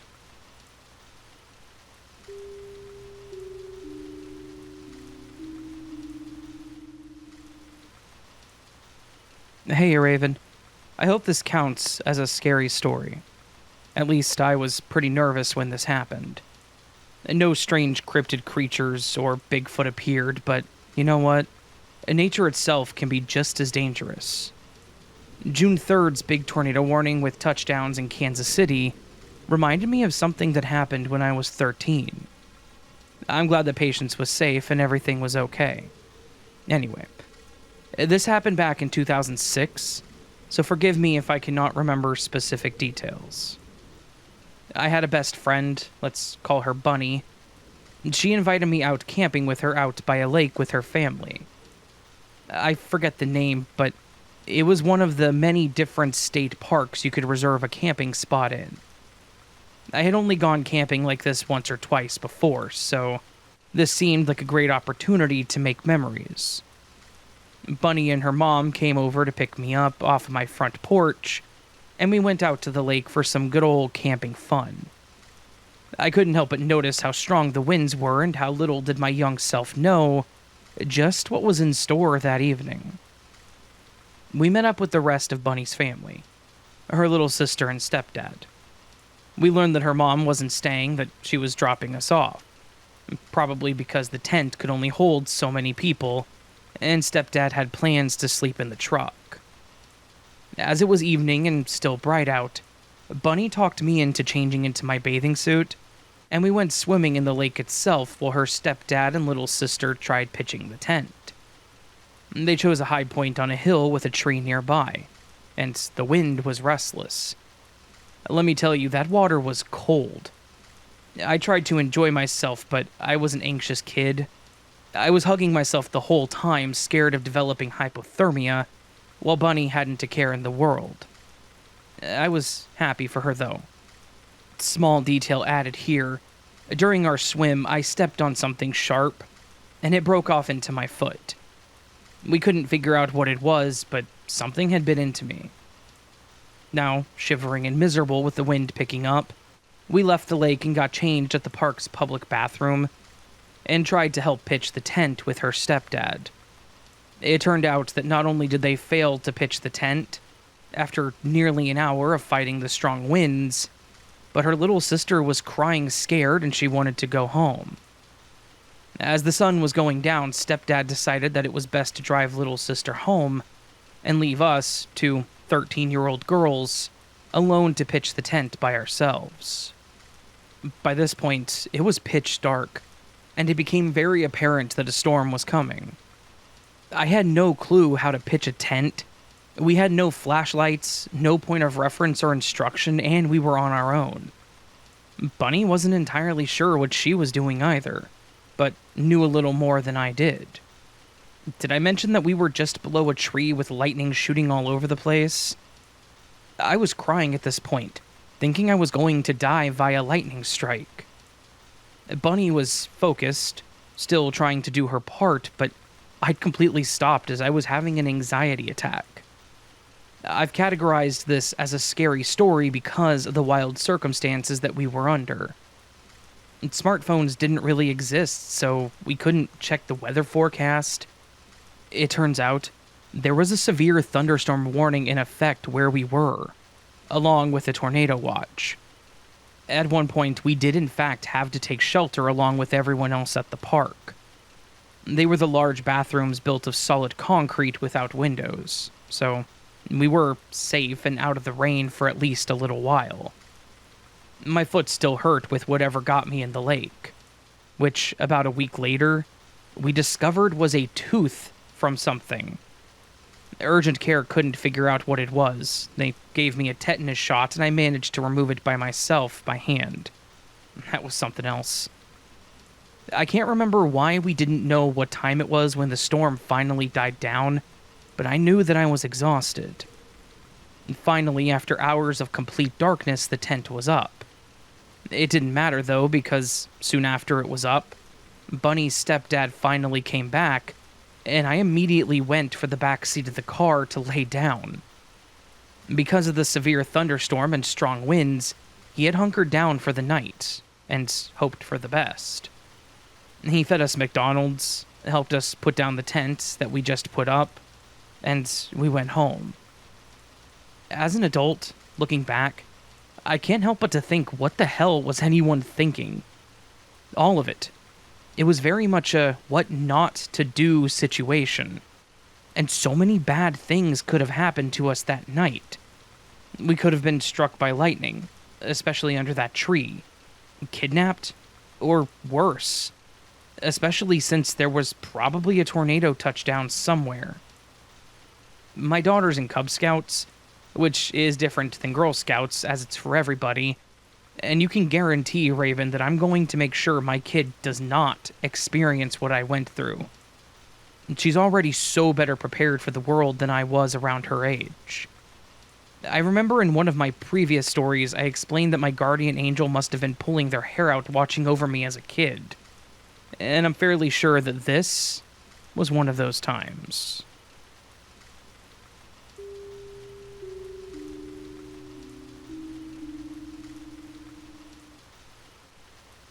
My grandmother died almost 17 years ago, and I was recently talking to my mom about the stories that she would tell me. And there was one story in particular that had slipped my mind until she reminded me about it. It always creeps me out. I've never really experienced paranormal things, but I've always been interested, albeit skeptical. This happened in Manchester, England, around 1953. A few hours after my grandma had just given birth to my Uncle John, which was a home birth. During the night, my Nana was lying in bed trying to sleep with my newborn uncle, but had struggled to drift off due to the baby fussing. She told me that she was laying on her back with my uncle on her chest, and the room was pretty much pitch black aside from the streetlights coming in through the net curtains. She tried to drift off, but then started to feel a little uneasy as though she was being watched. That sort of feeling that makes your skin prickle and hairs stand on end. The next minute, she heard a whistling coming from the side of the bed, so she looked to her right, and she said that she saw a really tiny man in a suit and top hat grinning at her from the floor below. She said that he seemed full of mischief, and almost seemed to be mocking her and the baby by pointing at them and making a hand on the stomach and laughing motion. He then was kind of dancing around and tipping his hat and jumping from one foot to the other, still laughing and pointing. And he jumped on the bed and came even closer to them and then did the same motions. She remembered feeling a sense of dread, as though it was trying to get across the thought that she wouldn't have that baby for very long, or that it knew something she didn't. She was terrified and closed her eyes thinking it was some kind of hallucination due to exhaustion, and ended up drifting off to sleep. My Uncle John, sadly, died via brain aneurysm after being beaten with a baseball bat by car thieves in 1980. and she's adamant that the being knew his fate and was rubbing it in. She didn't feel it was a warning, but a celebration, almost. She said that she constantly thought back to the little man and it gave her the creeps. She had quite a lot of paranormal experiences in general, but unfortunately I've forgotten a lot of the stories that she told me. It made my hairs stand on end when she told me this story for some reason. She said that it was dancing like and resembled the little man from Twin Peaks, but obviously much smaller. Has anyone else experienced this phenomena? And drug-induced hallucination was a thought that crossed my mind. And thanks for reading.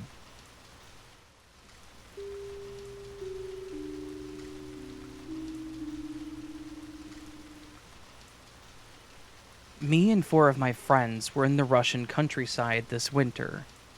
We stayed at one of my friends' houses from mid-December to the beginning of January, about 20 kilometers east of Moscow.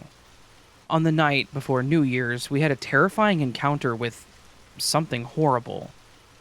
It was 1:30 a.m. and we had stayed at the house all day, ate pizza, watched movies, and played Mortal Kombat. We had also been to the sauna and had all been in good spirits, as later that day it would be New Year's. We were outside my friend's house, which overlooks a very small valley, about 10 meters in depth and 60 meters in length, and we were blowing up some firecrackers that we had prepared. His house is quite isolated, with the nearest neighbor about 100 meters away. We blew them up one by throwing them into the valley that was next to the house. As we were doing this, I was the first to notice a black silhouette with a glowing cigarette in the distance, moving toward us extremely fast. I immediately notified everyone with me and told them to get inside the house's courtyard. My friends saw the figure. We were confused as to who it may be and what they were doing, but weren't worried as the figure was a very long way away. And we had at least 2 minutes before he got close enough to the property to see our faces or do anything. I looked back at the figure and immediately noticed that his eyes had a faint glow. Nothing crazy or bright, just a very faint yellow, goldish glow. It's similar to the way a cat's eyes reflect light in the darkness. I also noticed that the figure had traveled a very large distance in the 5 seconds I took to turn around and inform my friends. This was especially worrying as he was walking, not running. I immediately knew that it was time to leave. I ran towards the gate to the house and yelled for my friends to follow me, which, after witnessing what I had witnessed, they obliged. Except one of them. One of our friends looked frozen in fear. His eyes were wide open, his mouth slightly open too, and he was not blinking. This entire time he was looking at the figure. I ran and pushed him in order to get him to move, which made him snap out of some sort of light trance, as he was slightly lost. By this point, the figure was about 100 meters away, and nearly at the same time, all of us were filled by a visceral feeling of dread. Not fear, but more like, whatever is happening right now is very, very wrong. We later realized that this probably emanated from the man. As we were entering the garden and ducking behind the fence, we noticed that the man was moving a minimum of 5 times as fast as a regular person running, while making absolutely no noise even though he was walking. We hid behind the fence for ages and managed to get a picture of him from underneath the fence. He then walked into the nearby woods, leaving behind absolutely no footprints and making no noise at all. I have no clue what this was, but we're 100% sure that whatever this was not human. Quick update. I forgot to add, but one of my friends said that the man apparently turned into smoke at one point, like white smoke, and then materialized again. I'm not sure if I believe him, as nobody else saw it.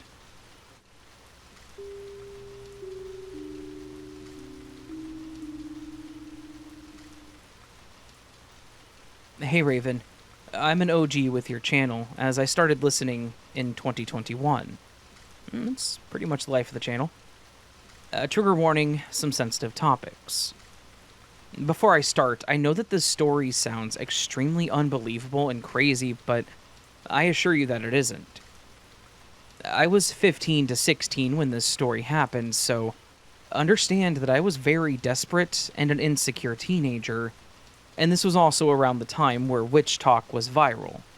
And I had been seeing love spells being casted on people by these influencer witches, and moreover, seeing models everywhere on social media.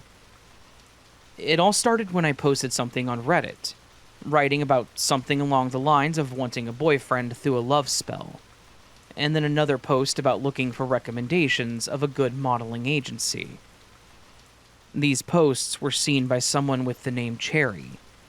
You can replace this name if you want to, but I'll say it because they deserve to be known as a horrible person, even if it's a fake name. I'll leave it for that exact reason.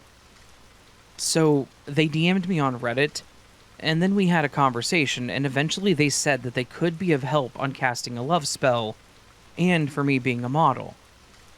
So me, being a desperate and insecure 15-year-old teenager, I would do just about anything at this point. So, they asked me to send them nudes to see if I was a fit to be a model, and I did so. And whenever they would help me cast a spell, it always had to involve me doing bizarre acts while naked. I thought these were normal, but I also felt extremely uncomfortable. But I had no choice.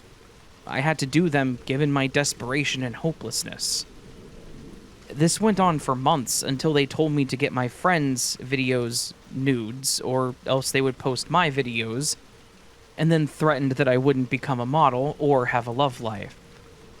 And my stupid self did so by telling my friends that my aunt was opening a new clothing line and needed volunteers. That way they would send videos of themselves. I was too naive to realize that I was being set up, manipulated, and used by this Cherry person for their pleasure, for a promise that never even came true. I realized that this person was a scammer and not a real witch or modeling hiring agent when I searched up their username and saw a post about them scamming other people asking for nudes. And I'm now currently reporting it all to the police. This experience was very traumatic for me because I was just a young, impressionable teenager, willing to do anything for my wishes, and they just used me for their advantage, asking me to do unspeakable acts in front of a camera for their own pleasure, thinking it was for my benefit. Who knows what they did to those photos or videos? You can only hope for the best, and I hope that God punishes them.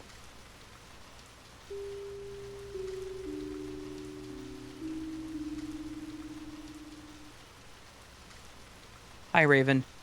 Firstly, I would like to thank you for your channel and storytelling gift, as it has helped me through many dull household chores. Thank you so much for listening. Let's jump right in. I've had many strange occurrences happening to me in my 50 years on this earth, starting from as young as 8 years old. Here is one such occurrence. English is not my first language, so I do apologize for any grammatical issues. I was sitting in a shopping mall having lunch with a friend.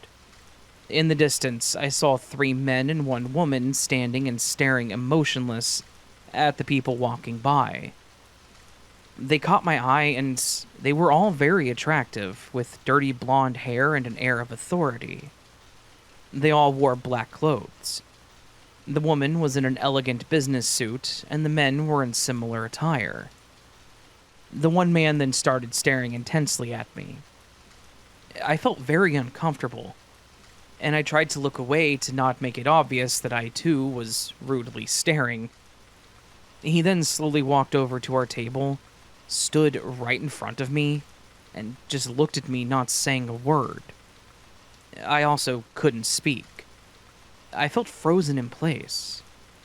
I then inhaled deeply as I felt a sort of panic attack come over me. He had the most intense gaze and the bluest eyes I have ever seen. He looked me straight in the eyes without saying a word, and I felt dizzy and disoriented for a moment. And then his eyes seemed to become a pool of water, and it felt as if he was looking straight into my soul. He held my gaze like that for what felt like several hours, but it really wasn't. It was just a few seconds. For a split second, the blue pool of water, which was his eyes, became the blackest black that I have ever seen, and I felt the sensation of being sucked into this black hole. I then saw what looked like stars piercing through the darkness. At that stage, a feeling of awe and wonder mixed with fear and angst ripped over me. He then broke eye contact, turned around slowly, and walked over to his friends. He nodded at them, and they all walked away as if nothing had just happened. My friend, who witnessed this whole exchange, asked me, "Who was that, and what just happened?" I was so unnerved and out of breath that I just muttered that I probably knew him from somewhere. She could see that I was visibly shaken, and she didn't probe me anymore on the matter. For days after, I felt physically drained and very tired. I also had a few dizzy spells. To this day, I really do not know who they were and what all this meant. I am a Christian, and I do have a few theories that align with my belief system, and that's all I have to cling to. And thanks for listening. I'll be sure to share more of my glitches and weird experiences. As I mentioned before, I have books full as I write everything down that happens to me, as I find them both unsettling yet fascinating.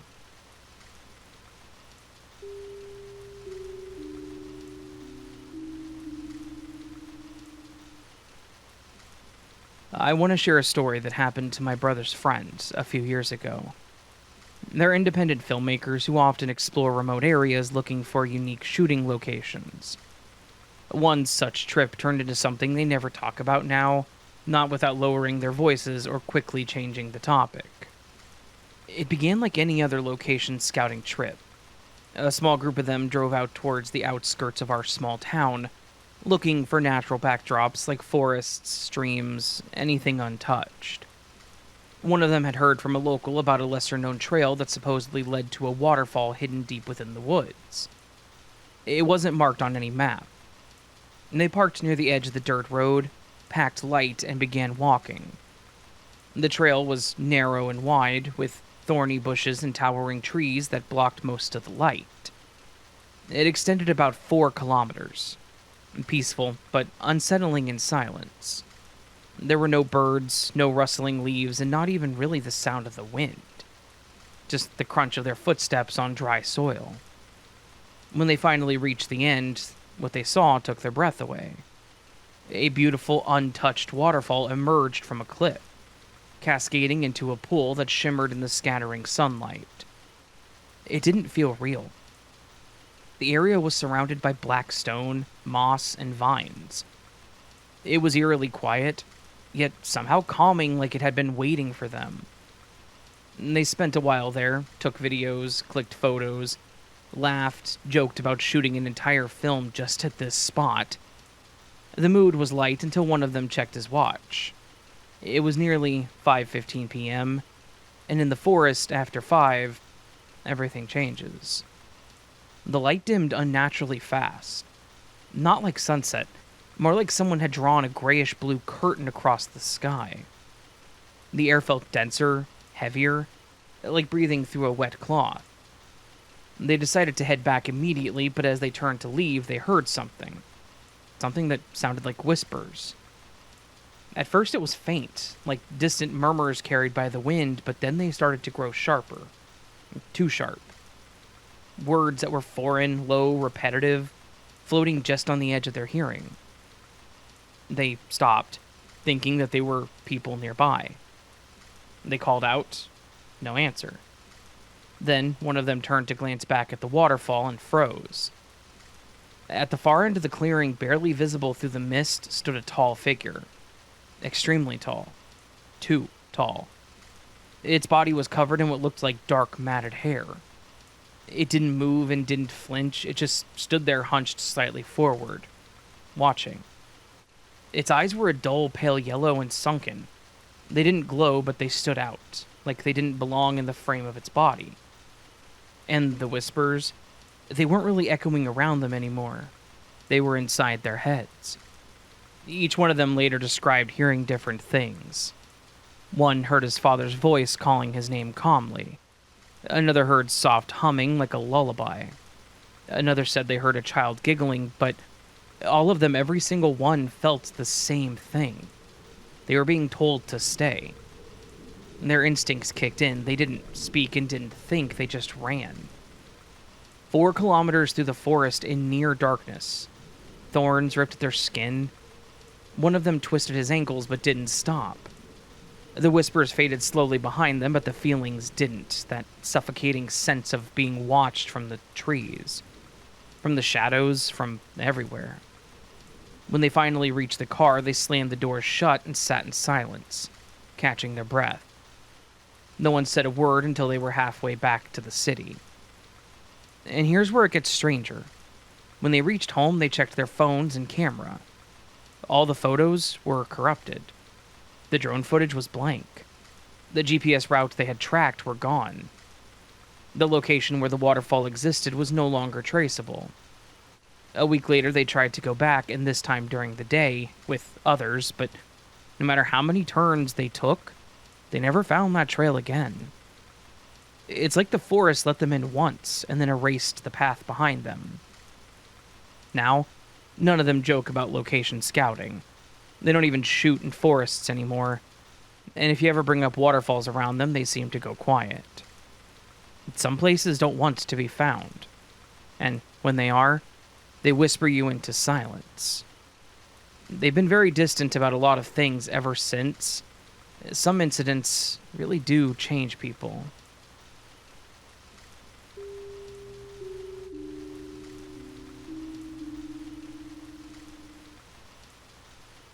Hey Raven, love the channel. I always eagerly await each upload. Thank you. Okay, on to the story.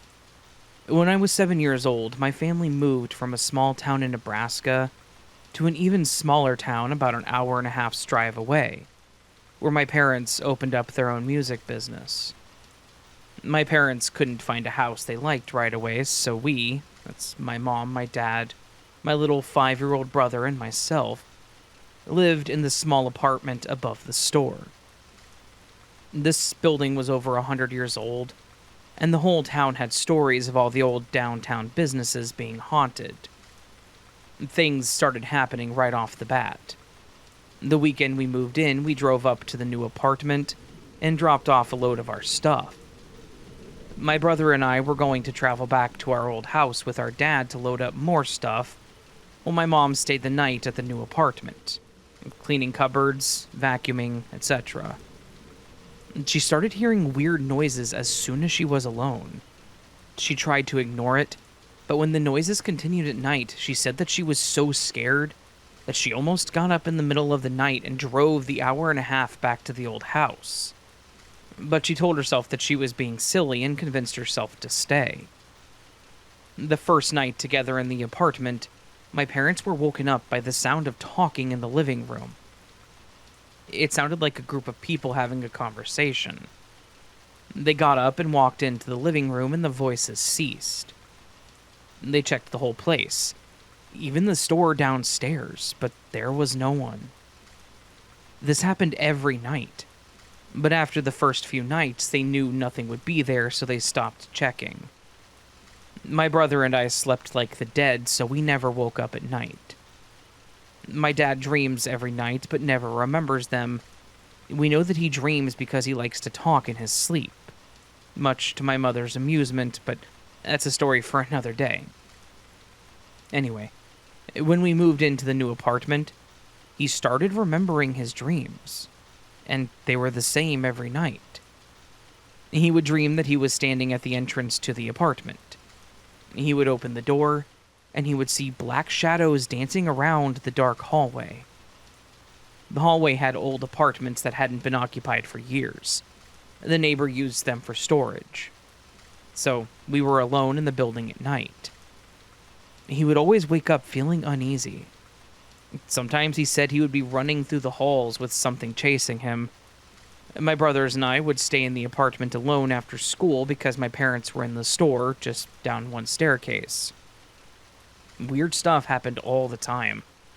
We would play hide and seek, running through an open door only to turn back to find the door shut. I felt breezes lift my hair when no windows were open. One time it was around 6 p.m., and the store was about to close. My mom was bagging up the last customer's CDs, and there was a loud swish swish sound. The customer turned and looked toward the store, looking for the source of the sound. My mom knew that sound, and she said that it was just a poster that fell off the wall. The store had music band posters taped up all over the walls, and they did fall off sometimes. The customer nodded and left. My mom locked the door behind them and walked through the empty store, and there were no posters on the ground. She has no idea what that sound was. A year later, we moved into a house, but we still had a room and bathroom upstairs that we stayed after school until the store closed, and then we actually went home. My mom would go upstairs to use the bathroom during the day, and since my dad was downstairs, she would never close the bathroom door when she was upstairs alone. The bathroom was strange. You would walk through an accordion door and turn right, where you had to walk about 10 steps to reach the toilet. The sink was to the left of the door. My mom would sometimes walk through the open accordion door and use the restroom, and she would walk to the other side of the door to wash her hands, and the door would be closed. She never heard the door close. This was a thin accordion door, and it would not open or close silently. My parents decided to sell the building a few years later to move the store to a different location in town. The day they signed the papers, they heard loud footsteps upstairs all day long. There was never anyone up there. One time after school, I said, "Mom, someone's up there," and she gave me the same excuse I always got when I heard weird noises. "No, there's not, it's just the building settling." Okay, Mom, I thought, but you'd think after 100 years the building would be done settling by now. For the next 5 minutes, she kept looking over at me where I was standing and nervously staring upwards at the ceiling. She said, "Do you want to go up and check with me?" I nodded, and we went upstairs. The footsteps stopped, and there was no one there. For a while, my brother and I thought the ghosts were messing with our TV in our bedroom since it was muted every morning, even though the sound was on when we went to bed. But that was less about ghosts and more about my parents being big kids. They used to sneak into our bedroom at night, mute the TV, and then play Mario Brothers on the original Nintendo. That building, it still gives me shivers when I think about it. The entrance to the apartment from the street was an indoor staircase. It was very outdated, and was an ugly pea-green color. And to this day, 30 years later, I still have nightmares where I'm in a different building, but there's an ugly pea-green staircase. And I'm terrified of this staircase in my dreams. I know that it's covered in ghosts, and for some reasons I have to go up it. So I associate green staircases with terror all these years later.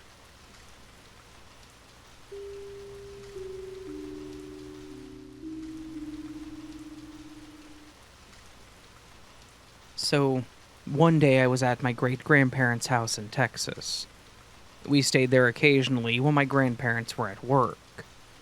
They had a huge house with a pool out back that we used to love to go swimming in.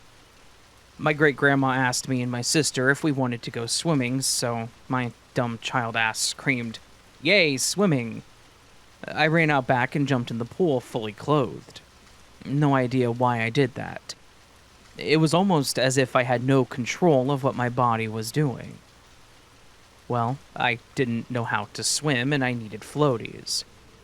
I splashed into the water and saw bubbles in front of my face. I was in a weird state and very confused. I remember asking myself, why did I just do that? I looked up to see Grandpa standing over me. Shortly after that, everything went black, and when I woke up, I was on their couch with dry clothes on. My throat was sore, and I felt like I had been run over by a truck. Apparently, I was out for a few hours. It took me a while of looking around to find anyone in the house. The whole time after I woke up, it felt like a dream. When I finally found my great-grandmother, I asked what happened, and she wouldn't tell me. I guess they didn't want to tell me that I almost died. And to this day, I have no idea what actually happened. Years later, I asked my sister about it, who was the only one there who was still alive, and she said that she didn't remember me passing out, or much else about the event. I could have sworn that I did. I remember that part very clearly, but I guess I'll never know what actually happened that day.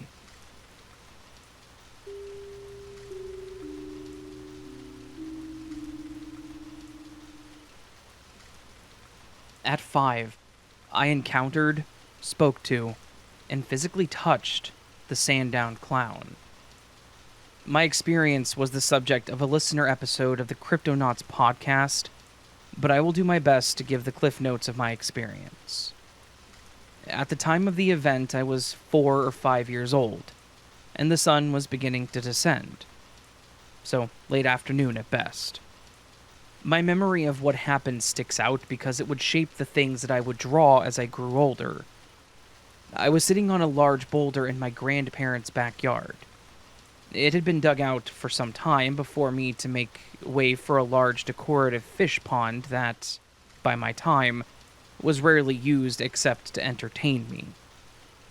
My grandfather had just gone inside, and I knew enough to not go swimming in the gross water. It was at this time that I heard a noise to my right and turned. And to the right of my grandparents' home was a neighbor's massive field. I can't remember what crop they grew, but the tall grass at the time probably means that it hadn't been used in a while. And standing in the grass was a figure with a scarecrow pose. Arms out, straight body. His hat was cone-shaped. His face features were wooden. He had a jack-o'-lantern face with an empty nose hole, but he still looked alive. When he talked, his mouth didn't move. I could hear him in my head, like telepathy. He gave off major clown vibes, which I was comfortable with, as both parents did charity events as clowns. I would say that he was roughly 6 to 7 feet tall with wide shoulders. He wore scarecrow clothes, with patches of bright colors over pale brown and black. But what he said to me was what your podcast resparked in my memory, and left me with the distinct knowledge that not only was I not the only one anymore to have seen him, but that a vivid experience could have been something more sinister. He waved a wooden hand, and I heard a voice say, "Hello, Sam. We are all colors?" I remember distinctly that he asked it as a question, and I responded with, "My name's Luke, not Sam." I wasn't scared. I felt calm and relaxed until the end of the encounter. He pointed at himself and did a short bow and then reached out into the field next to him and opened a door. The door had not been there before and was not attached to anything. I could see inside the gap of the door, and the room inside was green with wooden chairs. He motioned for me to come with him. I remember getting up off the boulder, walking with him through the door, and being enveloped by bright red and green Christmas lights. They were as bright as the sun, and I had to close my eyes to keep from going blind, or so I thought. I woke up lying on my grandparents' couch. It was dark outside, and my parents rushed in when I called out to them. They'd found me half an hour before asleep in the middle of the field, having called out for me and not hearing me answer when things got dark. It was last year when I first started hearing about the Sam the Sandown Clown encounter, and I remarked how similar it was to my own encounter. I honestly believe they were either the same or slightly different entities as my own encounter. As it's been months since my encounter appeared on that podcast, I've been able to deal better with the newer information connected to my experience. Sam didn't try any tricks with me, like with the children from the Isle of Man. Sam's voice wasn't vocal, if that makes sense. It was like an echo hitting off of something and hearing that inside of my head rather than through my ears. Thinking it over, I believe the full sentence was, "Hello, Sam. We are all colors. Skip the starlight." The inside of the green room has come up again in my mind. I've tried remembering other details, and when I sat down and tried to nail down anything else about it, I distinctly recall that there were 2 empty wooden chairs and 2 occupied chairs further back. The door was see-through. I never saw a knob. I couldn't make out the details about the other people sitting in the chairs, but they had the same outline as, well, Sam. The hat, the head shape, long arms and legs, but details are just a void. Like when someone's face gets blurred to protect their identity. I thought that I would share my experience here, finally, as I feel much better about it than I did initially.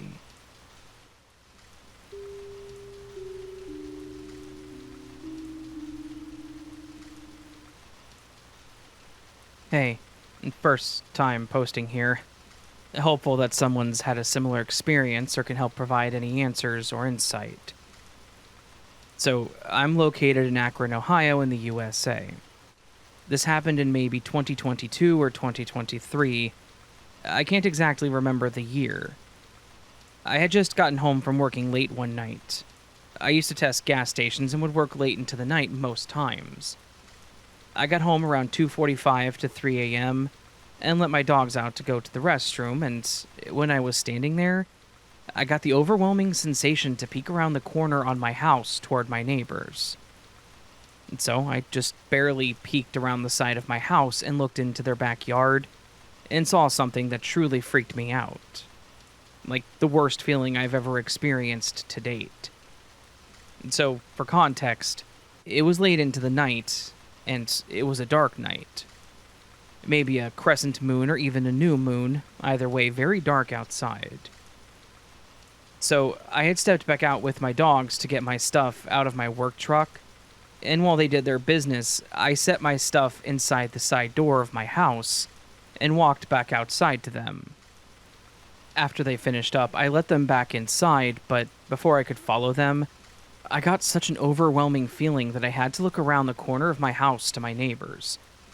I didn't know why, but I felt compelled to do it, so I just barely peeked my head around and saw this creature standing inside my neighbor's fenced-in backyard. It was standing at the back of the yard facing towards the woods, behind our houses. So it had its back toward my neighbor's house, and I was looking at its side profile. It stood maybe 6 to 7 feet tall, pale white skin, but was like bright, like a light was shining on it. But again, it was pitch black outside. I could see it perfectly, like I had shined a flashlight on it. It was very human-like, except that it had no clothes on and was muscular but smooth. Sorry if it's inappropriate, but it's necessary for the description. I could see it from head to toe, and it had no genitalia. Just a smooth body, bright pale skin, and was just standing there staring into the woods. As I was staring at this, just in absolute disbelief and shock at what I was seeing, while still hiding behind my house, essentially, it snapped its head toward me and stared directly at me. I didn't get any thoughts in my head besides, run. In a full panic, I ran inside my house, slammed the door behind me, and locked it, just waiting for whatever this creature was to come and get me. I've never felt fear like I did in that moment. I truly thought that it would come and get me and take me or kill me. I've never seen anything like that before or since. So, in summary, it was a 6 to 7 foot tall, bright pale, white skin, muscular but smooth body. Completely naked but no clear genitalia. It stood staring into the woods inside the fenced-in backyard at the edge of the yard/fence. It didn't make any movements beside to snap its face toward me, and the closest thing I could find online to what it reminds me of is the creature from Prometheus, but it's still not the same at all. If anyone has any ideas or thoughts, I am all ears. I would love to know what this was. Thanks.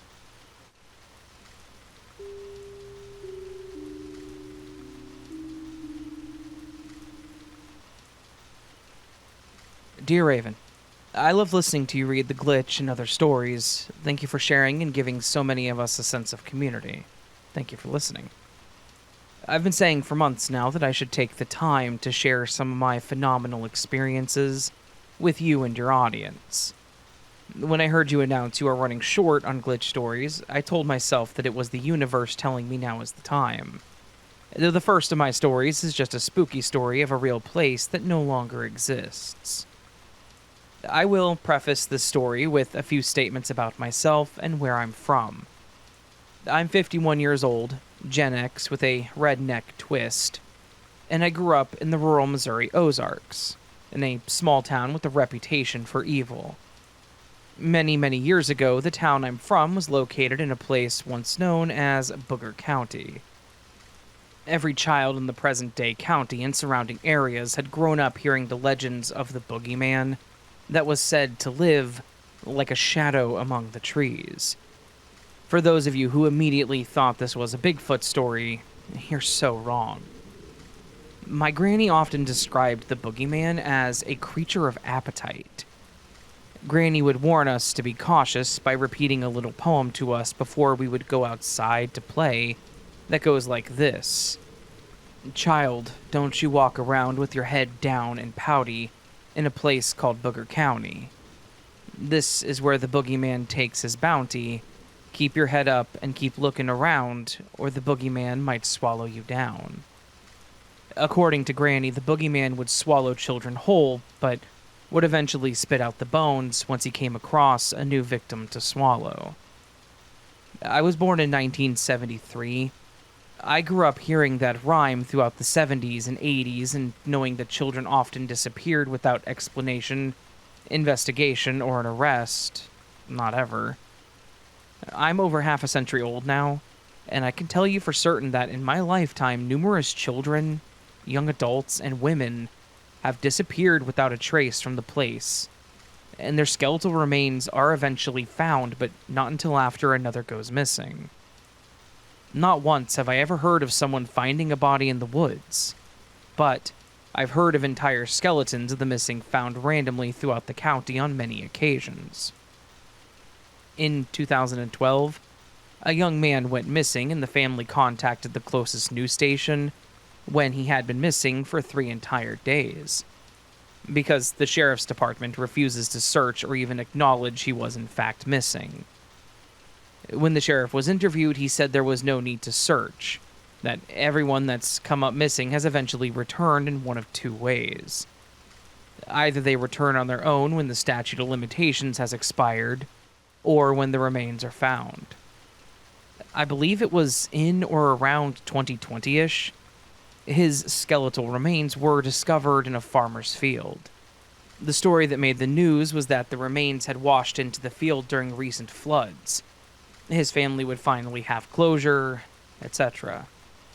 No one asked how all of his remains were found in the field, why there weren't any missing bones, or pointed out that the farm was just outside of town and most residents knew damn well that the remains were found in a hayfield that is seeded, rolled, and cut yearly.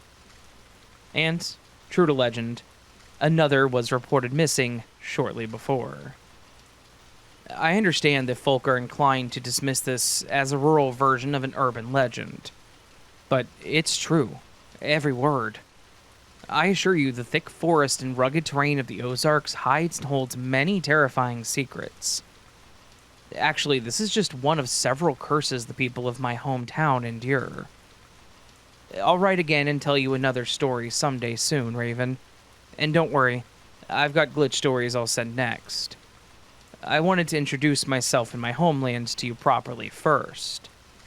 It's important context for your audience to comprehend that I grew up different. Gifted, in a different kind of place where the mysterious, paranormal, and impossible just happen, and the people shrug it off and carry on. I do have a few more things to say on the boogeyman that I'll add that I ask you all to consider. The boogeyman hunted my granny's generation as children, my generation, and my millennial child's too. I believe some monsters are not immortal, but timeless. Do you?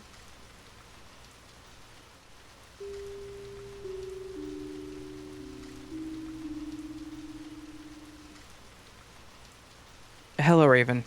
I listen to your stories every day. You're awesome. Well, thank you very much.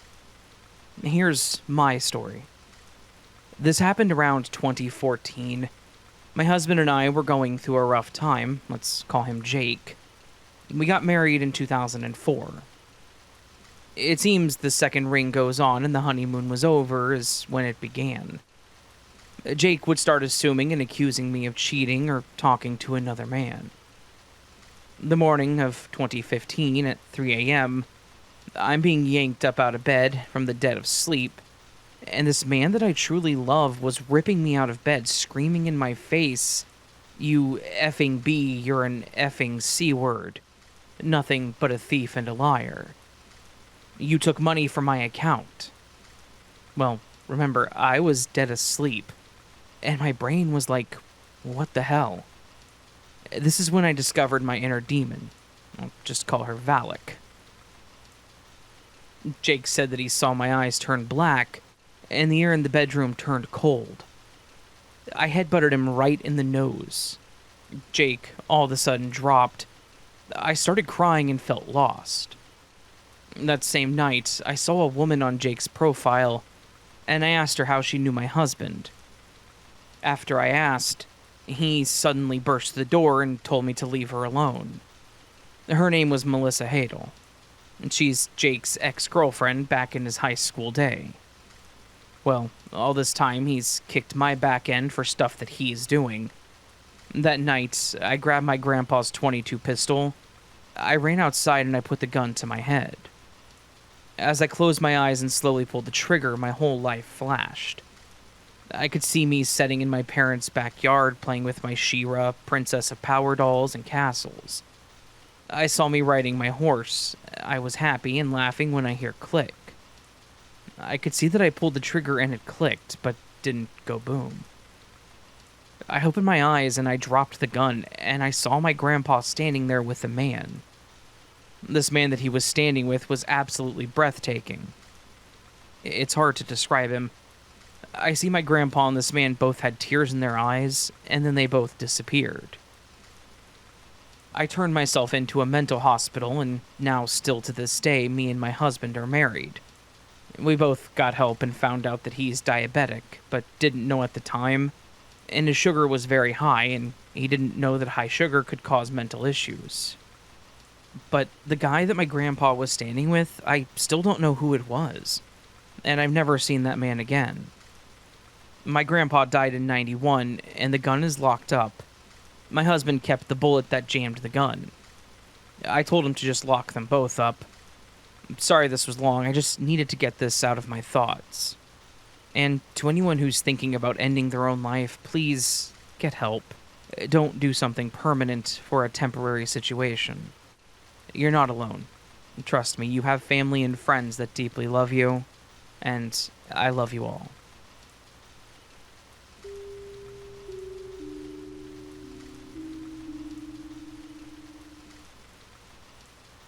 This happened a long time ago.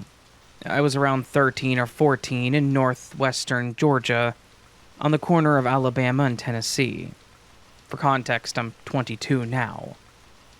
I was at my stepdad's house, which is situated down a long driveway in the woods. There's a house just ahead of his separated by a thin veil of trees, but no other houses or buildings for a good few miles on either side. And the woods in the back go on for a good while, so it's very isolated. I had taken my dog Jack out to pee. Rip Jack, he died a while back. And as I walked down the stairs of the deck with him, he stops and starts to growl and whimpers toward the woodline, along the right side of the house. I thought maybe there was a coyote or something, so I walked towards the woodline to get a better view to see what he was freaked out by. I see something just barely in sight.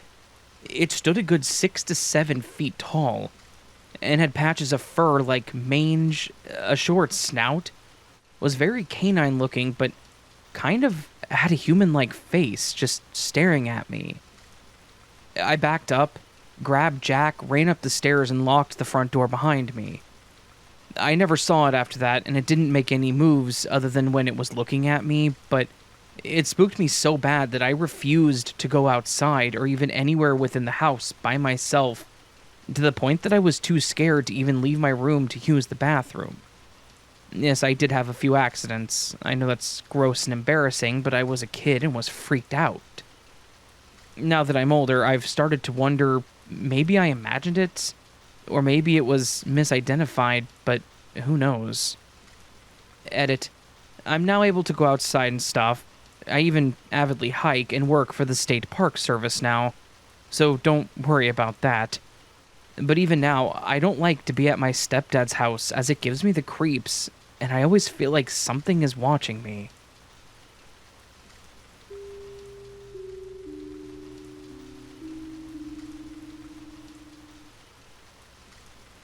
Dear Raven, I enjoy listening to your videos even when some of the stories freak me out, so for your consideration. This happened to me during the spring of my senior year of high school, so more than 20 years ago. My friend's family allowed her to have an early graduation party in the evening. They organized a bonfire and a hayride. A group of us got on the ride and off we went. The atmosphere was jovial, and I wouldn't say anything about it was creepy. A while into the ride, I noticed a man in the distance. He was completely shadowed. What I mean to say is that he appeared pitch black. I could make out certain features, though. It was the most bizarre person that I have ever seen, and I still don't understand how my brain picked him up against the background, because it was quite dark. But the fact that he was basically a shadow could be why. He was muscular, and his hair was styled in a similar fashion to how a Native American warrior might style his hair, though I know that there were different tribes with different styles. But his hair was long and partly shaved on one side. I don't know how I picked up these features in this shadow person, but I did. Perhaps it was all my brain filling in the details. This man, and I call him that because whatever he was certainly masculine, was crawling on the ground and digging for something. I pointed him out to the girl sitting next to me, and she said, "Hello, Mr. Ghost Man." But she said it quietly, and there was no way that he could have heard her because we were too far away. And yet, I think he did, because at that moment, he got up from the ground, stood there, and there was an axe in his left hand, and looked at us. He had no face. I don't remember what happened next. It's like it's blocked from my brain somehow. The cart turned back toward the party, and I never spoke to anyone about this. The girl and I never talked about it either, even after we got back to the party. By the way, no one else in the cart noticed him, just us two. Maybe it was a prank organized by the hayride company? I've always wondered.